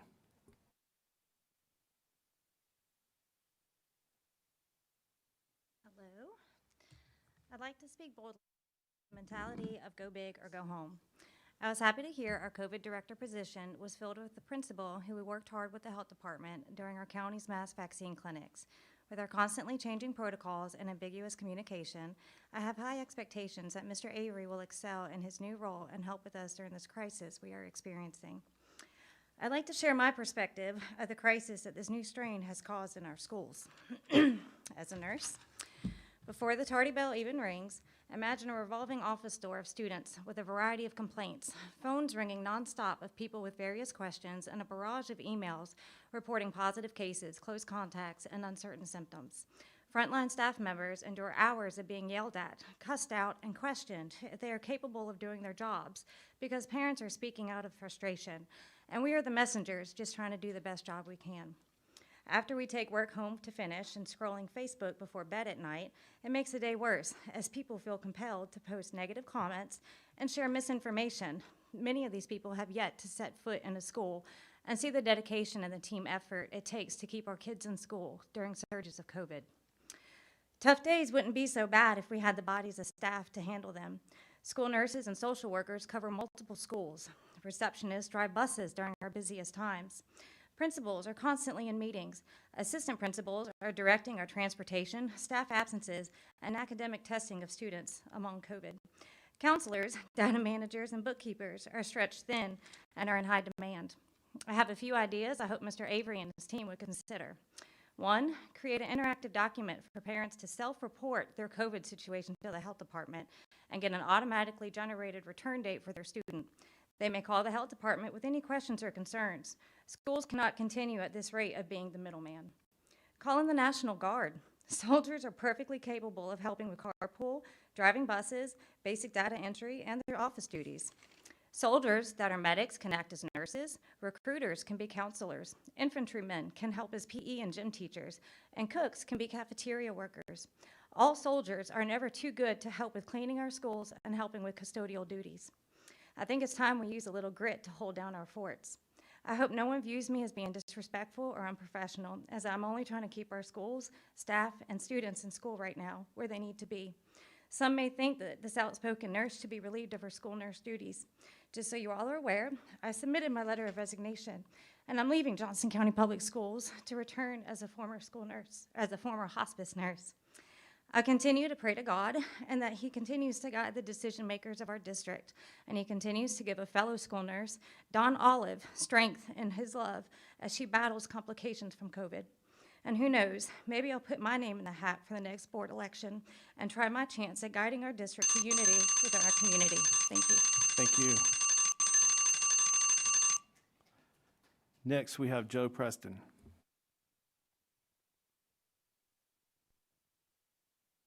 Good afternoon. First, I want to say to Ms. Gurley, I'm sorry that she resigned, but one of the things that I'd like to offer a solution as well that I think would help all of your vacancies.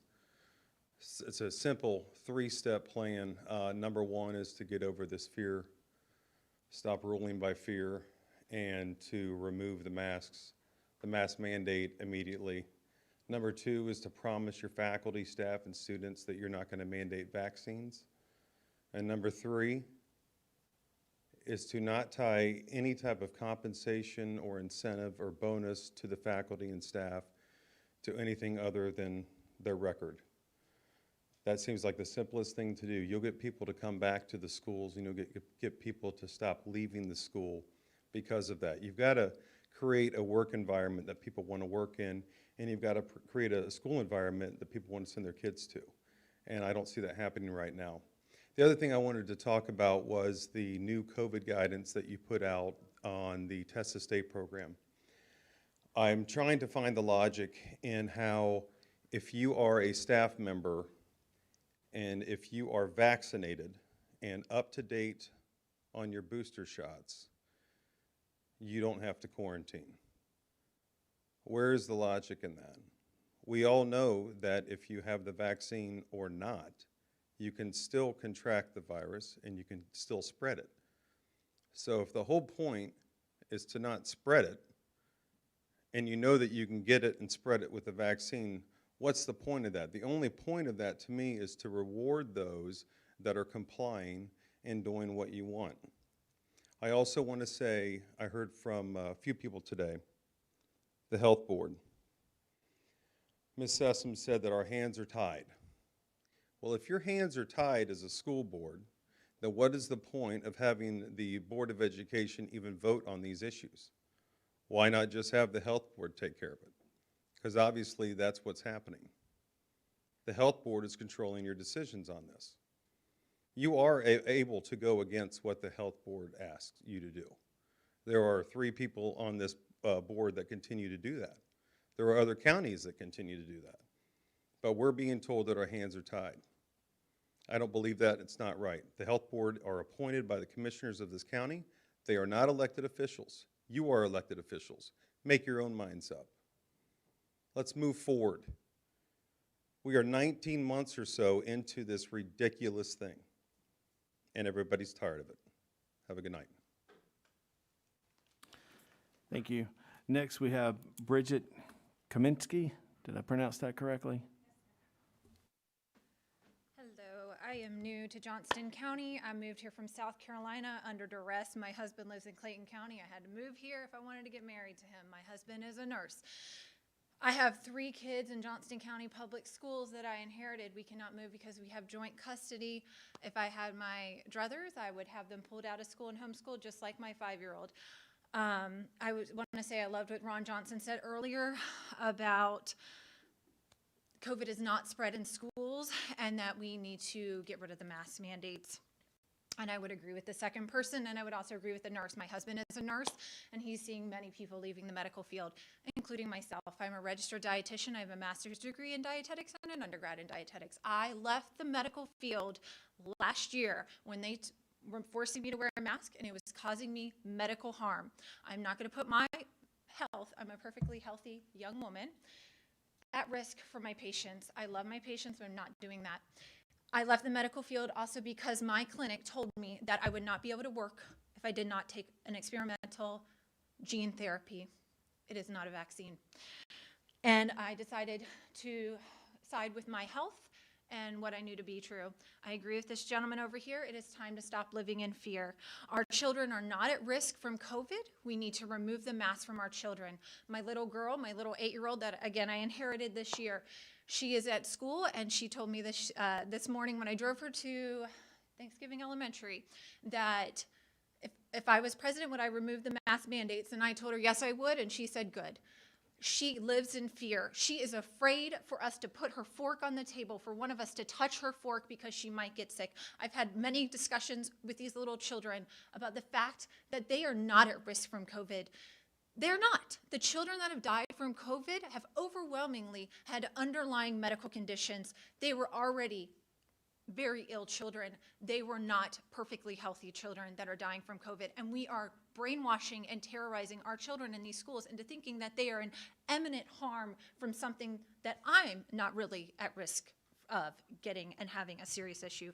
But if you look at the media, as I tell my children, who funds the media? Pfizer funds the media. I have many friends in the medical field, doctors, and they make a lot of money off of vaccines. Having a mask on a child goes against virology. The holes in that mask are like putting up a fence, a chain link fence, and hoping to keep out mosquitoes. They are way too big to keep out a small virus.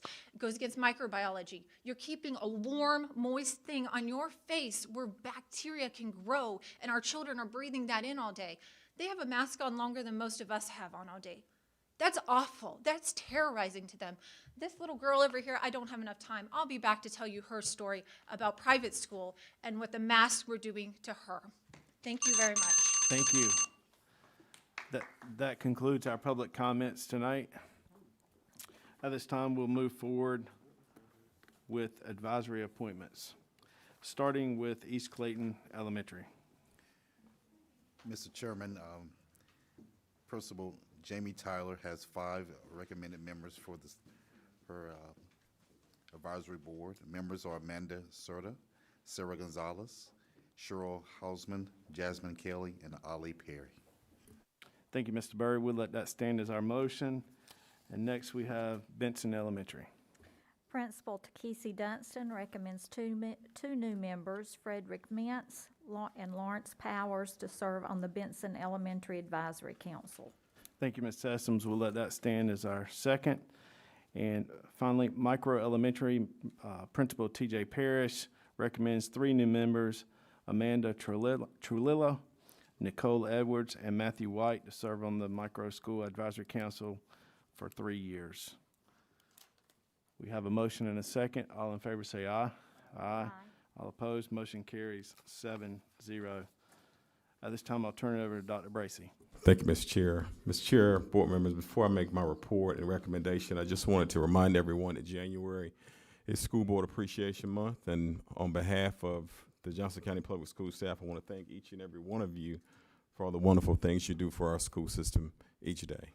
And we have a treat for you in the break room if you haven't partaken in the cake, but you hope you do so before you leave.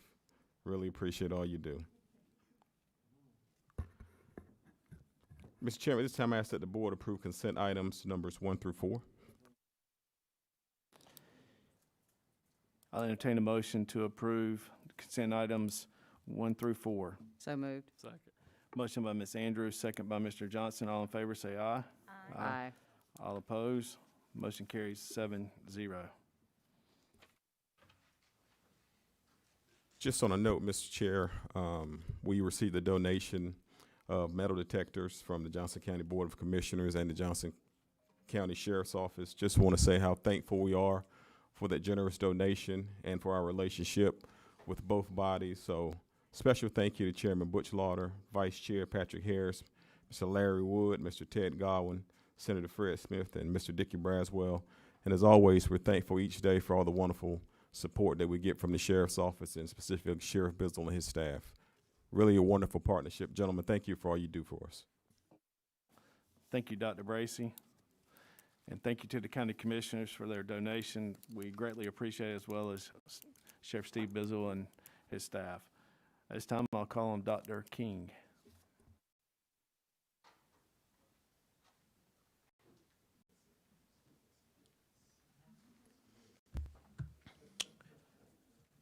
Good afternoon, board members. I guess it's evening at this point, so good evening. Tonight, there are 3 items for your consideration, 2 for information and 1 for action. Our first item is the dropout data for the 2020-2021 school year. This time, our Executive Director for Social and Emotional Learning, Dr. Amanda Allen, will come forward and present that information to the board.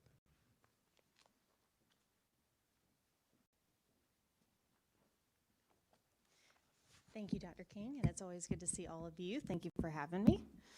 So tonight we're going to look through the dropout data for our last school year because we report that late in the fall, and now we've got the numbers prepared for you. Before I get into the data, it's important to remember that a dropout is any student who leaves the school for any reason before graduation or completion of a state-approved educational program without transferring to another school, whether it be public, private, or homeschool. I also want to note that if we are not made aware of where that other school is within a certain amount of time, it may be that they still count against our district. So there are a lot of moving pieces that have dropout numbers counting against a school district.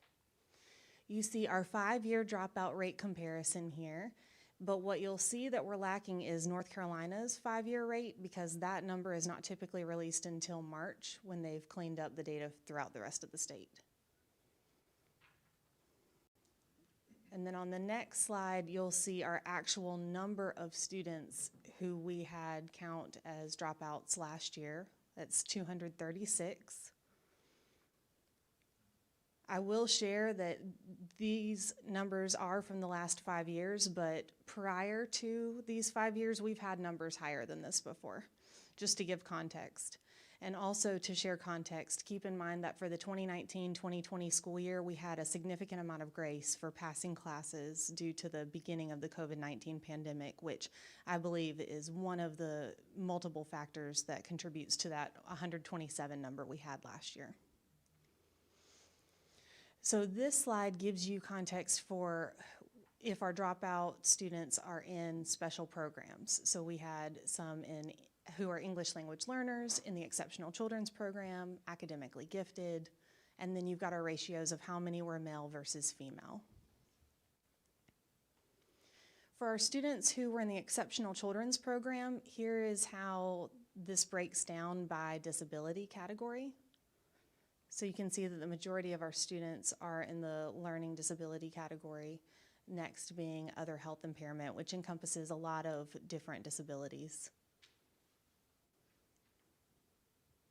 And then we've got this information through different demographics, this being dropout data by grade. You'll see that our highest numbers are in 10th grade. There are 2 reasons that this is typically the case. One, the youngest age you can be a dropout legally and have no negative repercussions to your family is 16.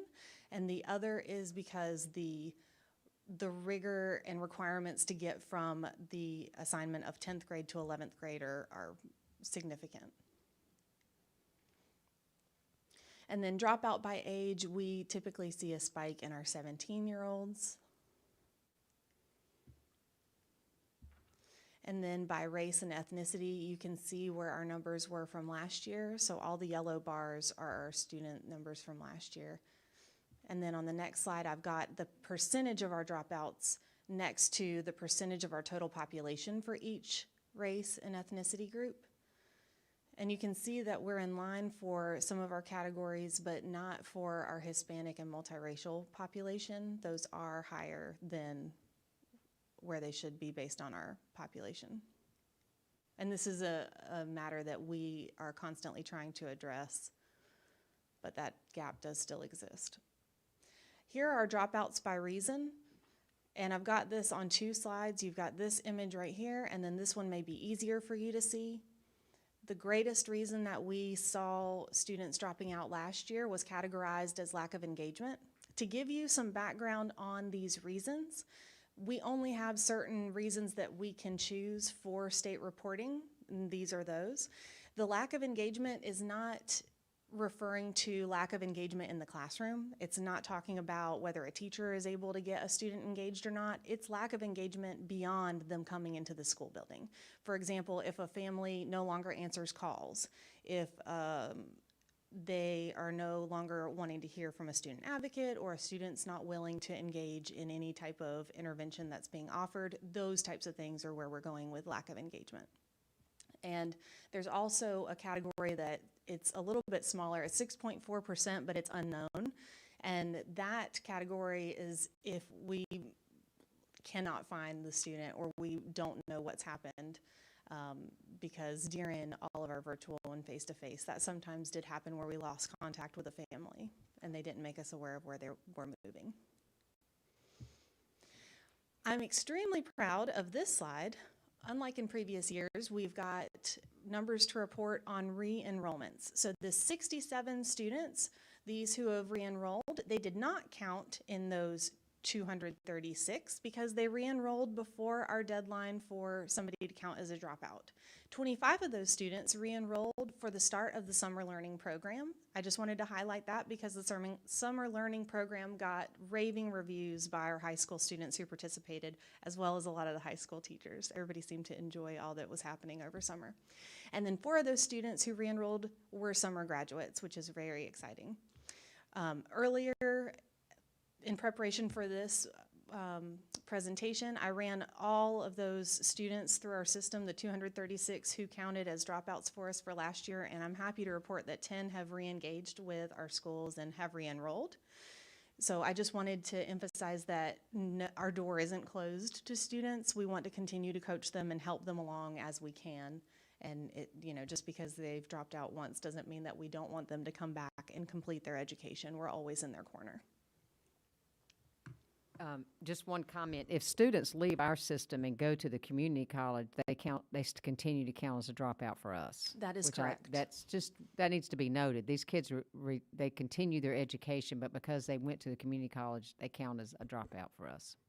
Absolutely. And there are multiple online programs that families have chosen to opt in. Not all count as an equivalent program, so they also count against most of the time. Mm-hmm. Thank you, Dr. Allen. Thank you.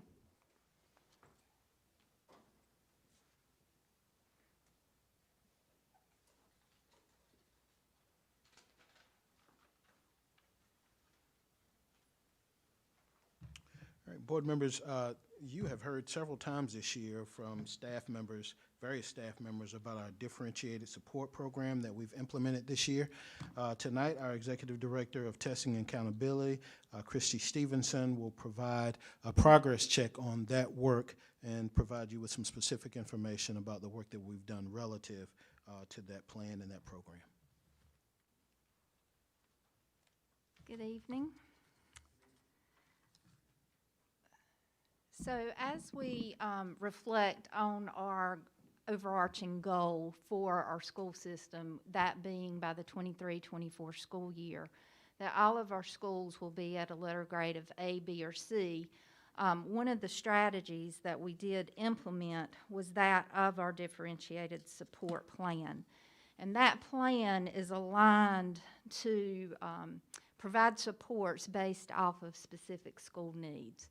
Our schools were leveled based off of the 2018-19 school performance grade, as that was the last time that data was reported. And then supports are provided based off of that level. As we move into looking at the overview of supports, these supports are the supports provided by curriculum instruction and accountability. Kind of the springboard for the supports is the wraparound meeting. Based off of a school's level, that determines the frequency of those wraparound meetings. In the wraparound meetings, various departments, all departments come together to talk with school leadership about the progress they've made and where support is still needed. Not only does curriculum instruction and accountability provide support, but facilities, HR, depending on school need. But this report out tonight is specifically focused on those provided by curriculum and instruction and accountability.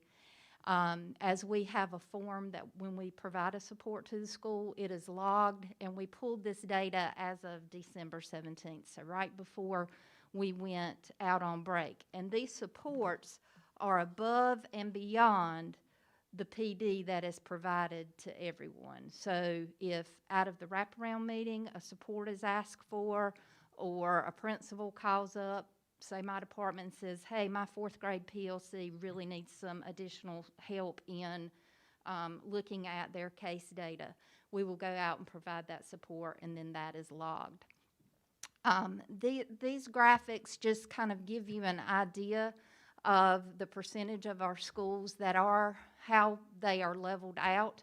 And if we achieve our goal of reaching that A, B, or C, we will no longer have any level 1 and level 2 schools.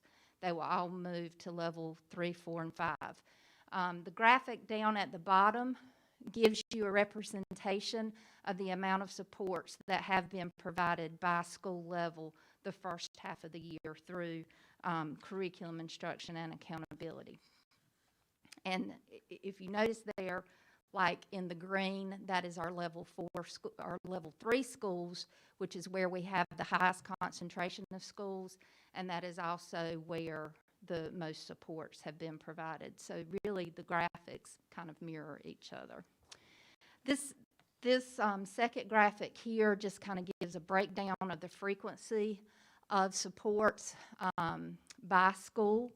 So you can see kind of how that pans out. And again, these are supports that are requested either through the wraparound or by the individual schools to the various CIA departments. And this final graphic gives you a breakdown of those supports that have been provided, with roughly 60% of the supports coming from curricular and instructional content, data and assessment, and MTSS support.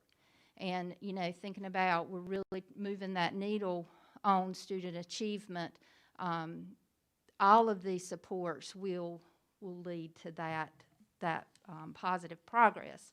So speaking of the progress, let's take just a minute and review our data. We utilize case benchmark assessments in grades 3 through 8 for our end of grade tested subjects, so reading and math, and also science at grades 5 and 8, as well as for our end of course high school assessments. In reviewing our data, that case takes a look at a subset of grade level standards that are aligned with our pacing. So aligned with our curriculum pacing, when we look at this data, if you look left to right, so for example, for our 3rd grade, that 2021, our end of year proficiency, so we were at 39.6% proficient on the end of grade last year. Our current case projections is projecting that our current 3rd graders be at a 38.8% proficient. So looking left to right, that is an apples to oranges comparison. That's 2 different groups of kids. However, if you follow the line diagonally, our 3rd grade last year was at that 39.6. That same group of kids is now projecting to be at a proficiency of 44.8 based off of our case benchmark assessments.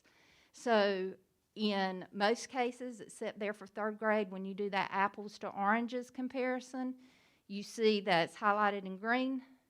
We're showing positive gains, but more importantly, when you look there diagonally, you see a positive gain in each cohort for reading. Likewise, when you look at math, we see that apples to oranges comparison in all areas except 5th grade, and then is positive. And when we look diagonally at that cohort, you also see positive gains there, except from moving from 4th to 5th. I want to speak just a second to our grade 8. Back in the 2017-18 school year, or prior to the 2017-18 school years, students that were enrolled in Math 1 as an 8th grader also took the grade 8 end of grade assessment. So essentially they were double tested in math. And their scores counted for grade 8 math and Math 1. That is no longer the case. Beginning in the 2017-18 school year, if I was a Math 1 student enrolled in Math 1 at the middle school, that was the only math assessment I took. I did not take the 8th grade EOG. So that is a reason we see a shift in our 8th grade data there. We have approximately 1/3 of our 8th graders enrolled in Math 1 this year. If you were to take and do like a weighted average and combine your grade 8 and your Math 1, we are projected to be at a 33% projected proficiency in grade 8 math. That's Math 8 and Math 1 combined. So again, if you do that 42.3 compared to the 33, that cohort is slightly below. So an area for opportunity there. And then looking at our science, again, science is measured at grade 5 and 8, so we do not have a cohort comparison there. This is, last year's 5th graders compared to this year's 5th graders, so you can see where we're projecting for the end of year. Speaking of high school, just prior to Christmas break, our high schools completed their end of course assessments. We do still have some makeup data, students that took the test after, who were not able to take it before going on break that have taken it after, so we do still have some scores coming in. But right now, our Math 3, if we compare our data to last fall, we are approximately 6.8 percentage points above where we were last fall. In biology, we're 2.1 points above. Math 3, we are slightly below where we were last year. And then in English 2, we do not have all of our scores back as there's a constructed response item on that, or items on that test, and that data has not been returned from the state yet. I would caution us when we make any kind of comparisons fall to fall, as scheduling can change from one fall semester to another. With the fall semester being shortened, a lot of times schools do schedule strategically. They may schedule more honors classes in the fall semester versus the spring. So there's a lot of factors that we would need to consider in doing any kind of fall data. If we when we compare our fall data to where we were at the end of last year, we are above right now in all subject areas except English 2. And like I said, we don't have all of that data back yet to make that statement. At the end of last year, we had 2 subgroups that, we know that their learning was impacted, their achievement dropped, that was more significant than some of our other subgroups. So we're really trying to watch those subgroup that subgroup progress and provide supports to schools as necessary. If you look there for our students with disabilities and our English learners, in both, though there was a decrease from case 1 to case 2, compared to where we were at the end of the year last year, we are projecting to be above that this year. I will also add that the case assessments are cumulative, so some of the same standards that were assessed on case number 1 was also assessed on case number 2, plus new standards that had been taught. And then just prior to the end of grade test, we'll get a third case that teachers can then use that data to inform their instructional, practice, as well as help identify those areas that really need to be reviewed before the summative test at the end of May. Are there any questions? Any questions? Yes, can you attach that information there to our agenda so we can refer to it?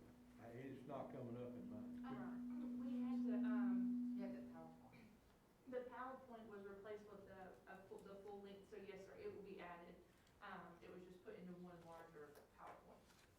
So it's just one for you now. I'll send that to you right now. We'll have access to it. Oh, yes, sir, I'll send it to you right now. Thank you very much. You're welcome. Thank you, Ms. Good information. I appreciate all your hard work in putting that together. It's great to see these, how we're trying to move forward. I will make a note, I have to, because it's the world I lived in, but when we talk about our students with disabilities and even our EL population, remember that these are students who have been identified with a disability, or students who are not necessarily proficient in English. Don't necessarily have to be Hispanic, but they're not proficient. We have 50, 60 languages spoken in Johnston County, home languages, but these kids are held to the same standard as every other student. So just keep that in mind when we look at this. Not to say that we don't strive to meet proficiency with all our kids, but when you have an identified disability, but you still must meet the same standard as an AIG student, it makes it very difficult, but we're moving forward. Thank you. Thank you, Ms. Stevenson. Thank you.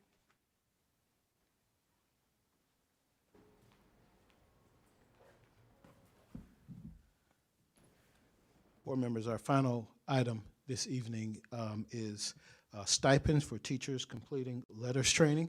As we've shared several times this year, the state of North Carolina is requiring that all K-5 and pre-K teachers complete letters training, and letters training is, of course, the program that is offered relative to the science of reading. This year, our teachers have already begun that work, beginning that work on January 3rd, 2022. We estimate that over the next 2 years, our teachers will be required to use approximately 40 hours or more of their time to complete the letters training outside of their regular teaching duties. You'll remember that we made some calendar adjustments at the last principals meeting in order to try to ensure that our teachers will have time to do that without having to be pulled from their classrooms in order to do that training. So in addition to that accommodation for our teachers, CIA would like to recommend that all teachers who complete letters training over the next 2 years receive stipends as follows. Pre-K through 5 teachers would receive a stipend of $1,000. That is $250 per completed unit. They are required to complete 4 units, and that all K-5 teachers would receive a stipend of $2,000. That is, again, $250 per completed unit. Those teachers are required to complete 8 units. The funding for these stipends would come from 2 sources. The state of North Carolina is providing us with funding in the amount of $165 per teacher per completed unit through PRC 085. Now, the state has established that those funds can be used either to provide stipends for teachers or to offset the cost of substitutes, if substitutes have to be provided while teachers complete their letters training. Our strategy, as you know, has been to provide opportunities for our teachers to do those units on work days. That allows us to hold those $165 per unit so that we can provide it to our teachers in the form of stipends rather than having to provide for substitutes. So we would propose that the board would approve the opportunity for us to spend a total of approximately $2.478 million and $90 for these stipends. $1,267,860 of those dollars would come from the PRC 085 funding, and $1,210,230 would come from local funding. Mr. Britt has reviewed these numbers and has assured us that those dollars are there and available. Thank you, Dr. King. This is an action item, so I'd entertain a motion. So moved. Motion by Ms. Sessoms, Second. second by Ms. Andrews. Any questions or comments? And this is over a 2-year period that this would be spent. Yes, sir. The training, the training and the stipend would be over to budget. Yes, sir. Okay. And we will just wait to hear how, is this, we talked about this, but is this going to be done at the completion of the whole units, or we'll talk about that, or?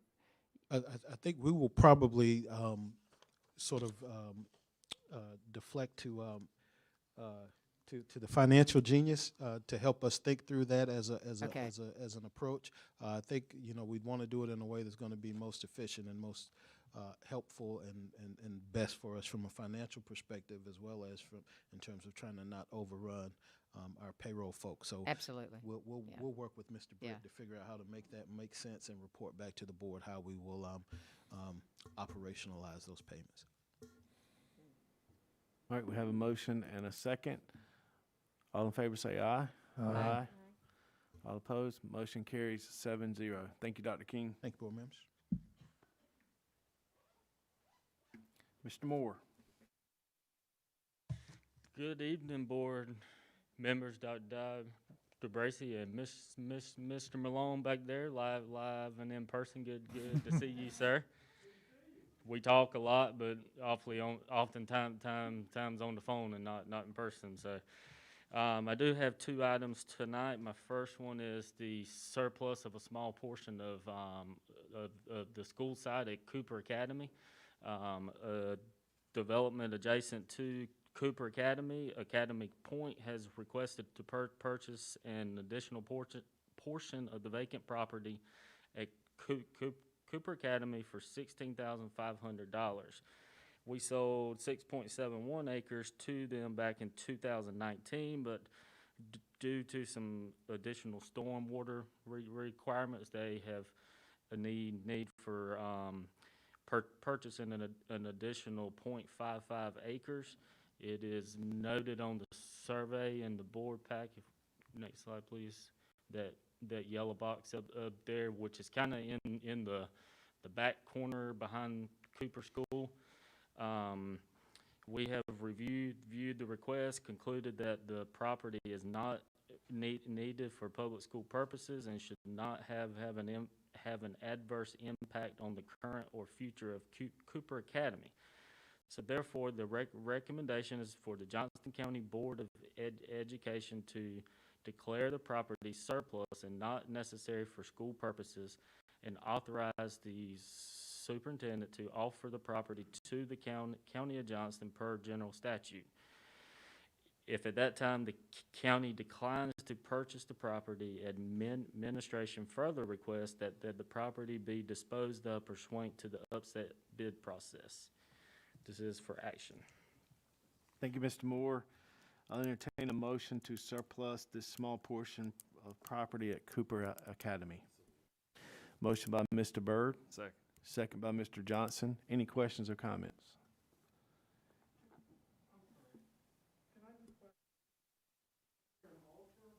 Yes. And that would be you're asking that be the upset bid offer to start the process? Correct. Yes, sir. We have a motion and a second. Any questions or comments? If not, all in favor say aye. Aye. All opposed, motion carries 7-0. Thank you. All right, and my second and last item is the res solution previously mentioned by Mr. Mayor Don Raines. It is a res solution requesting the NC Department of Transportation to accelerate construction of the R5829 project. As mentioned earlier, Princeton High School, along with the town of Princeton, suffers severe flooding due to inadequate existing piping under 70, which carries the runoff to the Little River. On the next slide, there is some pictures. I was invited December 9th to attend the Highway 70 Corridor Commission meeting and talk about this. We have been investigating this for some time. So the existing pipe is a 18-inch pipe, which is about this big. They have proposed for that project two 48-inch pipes, so two 4-foot pipes. So it's about five times more flow. With that, we talk more in terms of rain events. The existing piping cannot even withstand the worst rainstorm within one year. Currently, the NCDOT designs these to 50-year storms, so kind of like a hurricane. But due to budgetary constraints, they had to shelve the project. It is now scheduled for construction in 2029. But we, with the recent passage of funding, are encouraging the state board to start this project sooner. So attached is a res solution to the NCDOT requesting that they accelerate the construction of the R5829 project. This is for action. Thank you, Mr. Moore. This is an action item for the resolution to the NCDOT project. We heard Mayor Raines earlier, heard Mr. Wooten's comments as well, so I'll entertain a motion for the resolution. Motion by Mr. Wooten. Second by Mr. Johnston. All in favor say aye. Aye. All opposed, motion carries 7-0. Thank you, Mr. Moore. Thank you.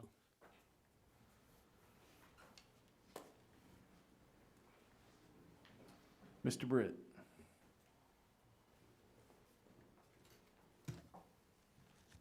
Good evening, board members, Dr. Bracy. Presented for your consideration tonight is our 21-22 budget resolution, 7 months into the school year. So we have previously been operating on an interim budget, and the budget as presented for you tonight is our official budget. As you know, we've been waiting for a state budget that was passed at the end of November. Then it took time for DPI to get our budget allocations allocated to us in December, and then us to do finish our part to get it to the board in January. So it's kind of a timeline of how the flow has been. It is a balanced budget, meaning there is no plan to use fund balance this year, so we were able to operate within our established revenues. So before you are 3 documents, and those at home can find this link to the board agenda as well. We also have this posted on our website on the finance page. But you see a budget resolution, budget details, and ESSER update.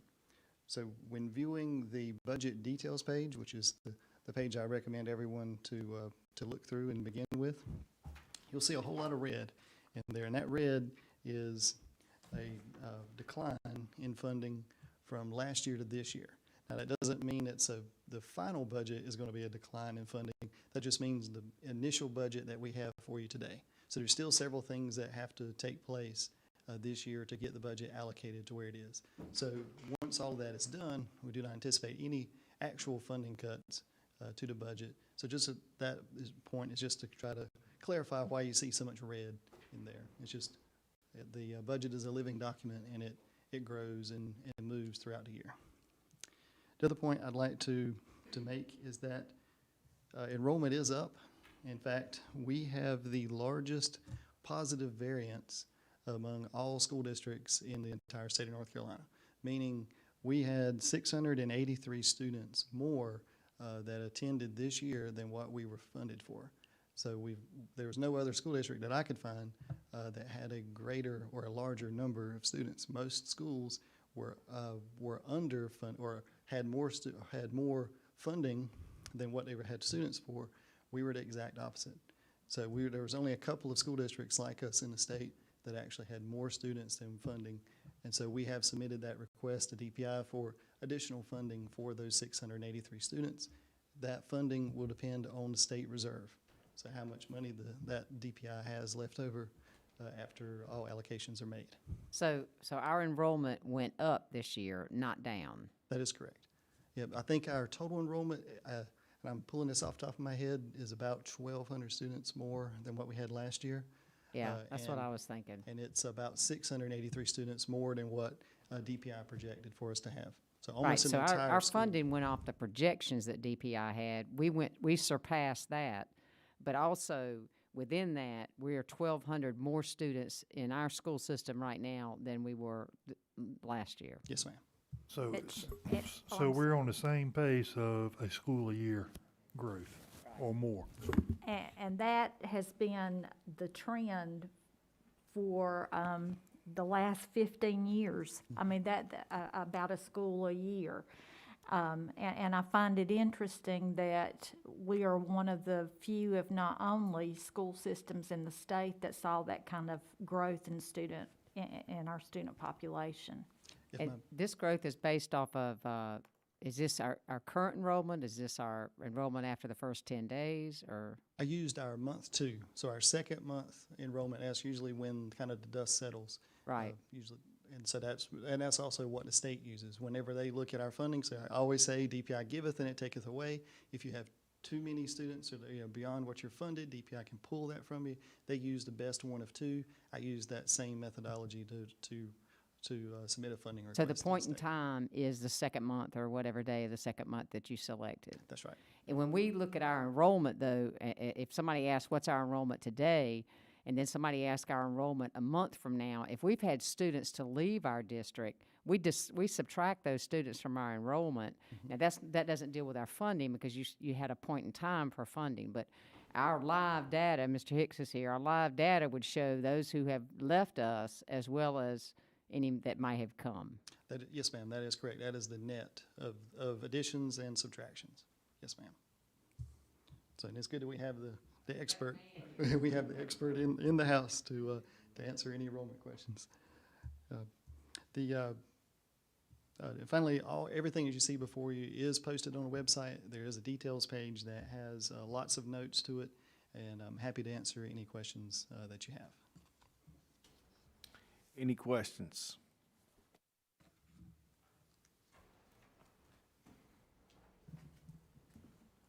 Wow, you must have done a good job, Mr. Britt.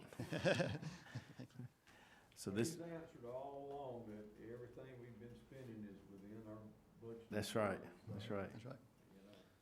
We're either gonna be just fine or we're gonna have a big day of reckoning. Well, the big day of reckoning, as I've said several times, is going to be when ESSER funding goes away. That's a fiscal cliff that's looming in September of 2024.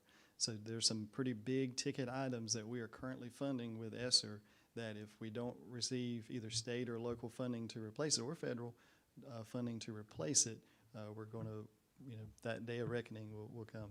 Now, explain to me a little bit, because I was under the impression that we were not funding any reoccurring expense with ESSER. So ESSER kind of, our COVID has kind of changed things for us of what the expectations is for education. One of the big things that we are currently funding with ESSER that we will need to, or that we're going to request to our funding agencies to sustain for us is student devices. We're spending somewhere around $3 million a year, give or take, on student device replacements, and that is currently 100% funded with ESSER. So when that money goes away, in order for us to maintain that level, our state funding for technology is only 400 and something, 500 and something thousand a year. So it's nowhere remotely close to enough to be able to sustain the number of devices that we have.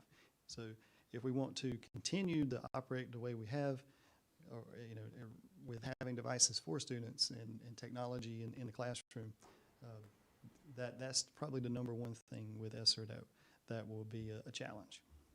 So there's no salaries that are planned to continue beyond that. It's mainly devices and construction and that sort of thing. If we wanted to do a summer academy or things like that, obviously ESSER money would not be available for that, as That's we are right. using it for it now. That's correct. Yes, ma'am. We are fairly up to date with our devices now with this funding. So we made up a lot of lost ground, I'm assuming. As I understand, we're in a good place now. The next couple of years, you're going to see you'll see budgeted in each year for ESSER all the way up to 2024 are replacement years. So keeping devices fresh and keeping them going. And so that's what we were hoping to be able to sustain. And then, of course, as Ms. Andrews mentioned, the summer school is also fully funded with ESSER funds. Mr. Britt, just one question on all the bonuses that are coming down the pike. I think you mentioned it in previous settings, and those will be paid potentially the end of this month. Is that correct? Yes, sir. Our payroll staff is back in their offices working on January pay right now as I speak. And this is their 9th day in a row of coming into the office to work on this. So just a big shout out to my 5 payroll staff. Out to the payroll if you're listening. Yeah. If you didn't send them a Christmas card, you might want to add them next year. And so they are. They're working now. Yes, on ma'am. this, They're like right now. Like right this minute. Well, they worked over the weekend too. Yeah, I'm sure our staff that are going to receive this appreciate that. I hope we all extend our gratitude to them. Yeah, because every single employee's pay is changing this month. All 4,400 and some odd employees. Pay is changing this month, and then for certified staff, including teachers, you're going to have a $300 state bonus, a $1,500 state bonus, and then another $1,000 ESSER bonus for a total, as Mr. Wooten mentioned earlier this evening, a total of $2,800.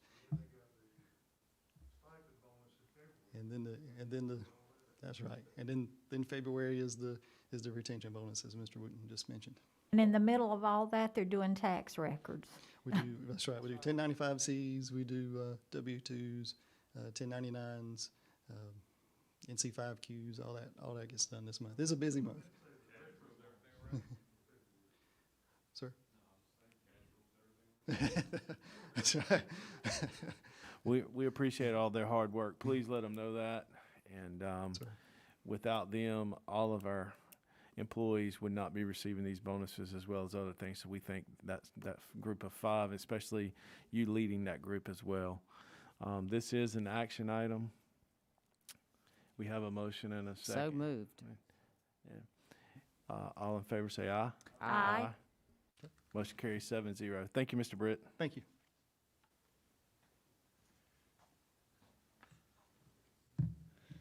Got some more devices for Mr. Carroll, right, Dr. Pierce?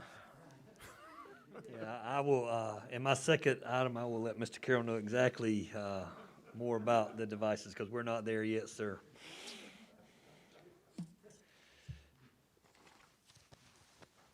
Good evening again. My first item is for internet service, which is called our Metro WAN. I have Mr. Dan Hicks here, who helps us with all of our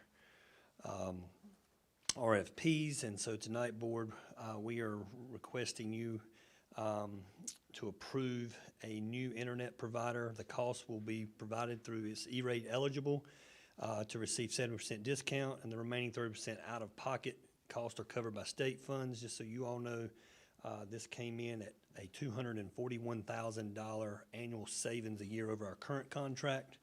And so we are asking you to approve the 3-year contract with 2 one-year options with IntelliPlex in the amount of $570 $1,920 per year.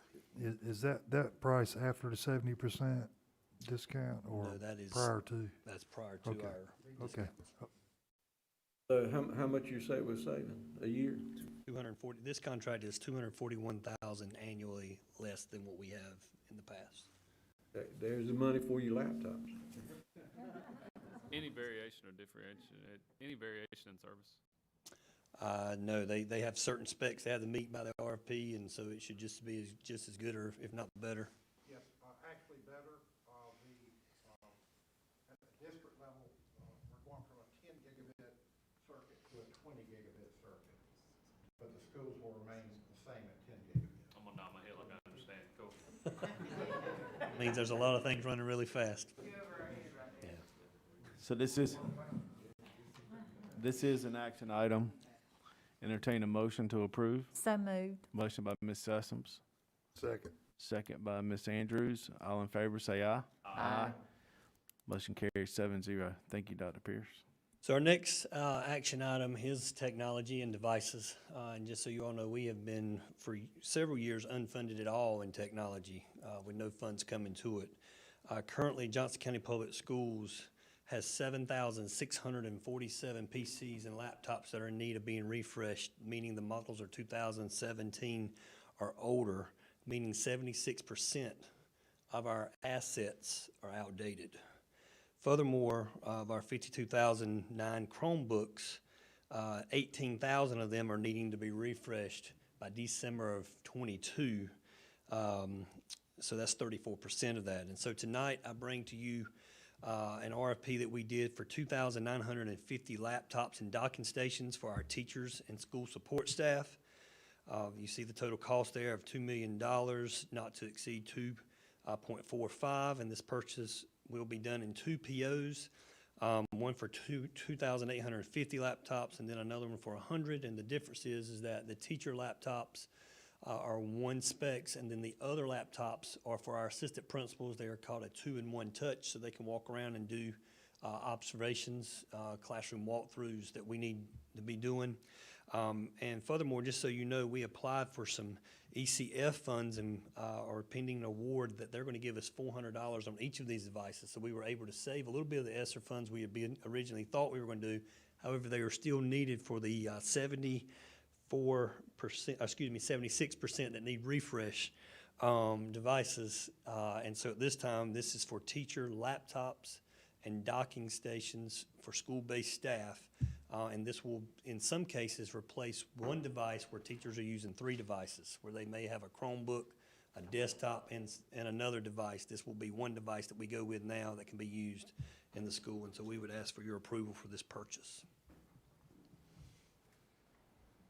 I would make a motion to approve it. We just found $750,000 that takes our ESSER expense down to 1.7 when we look at our budget, correct?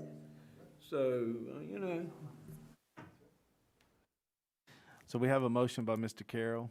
Let's just don't allocate that $750 anywhere else. We have a second by Mr. Wooten. Any other questions or comments? If not, all in favor say aye. Aye. All opposed? Motion carries 7-0. With no further business to come before us tonight, I'll entertain a motion to moved. adjourn. Motion by Mr. Wooten, second by Mr. Johnston. All in favor say aye. Aye. Motion carries 7-0. We're adjourned.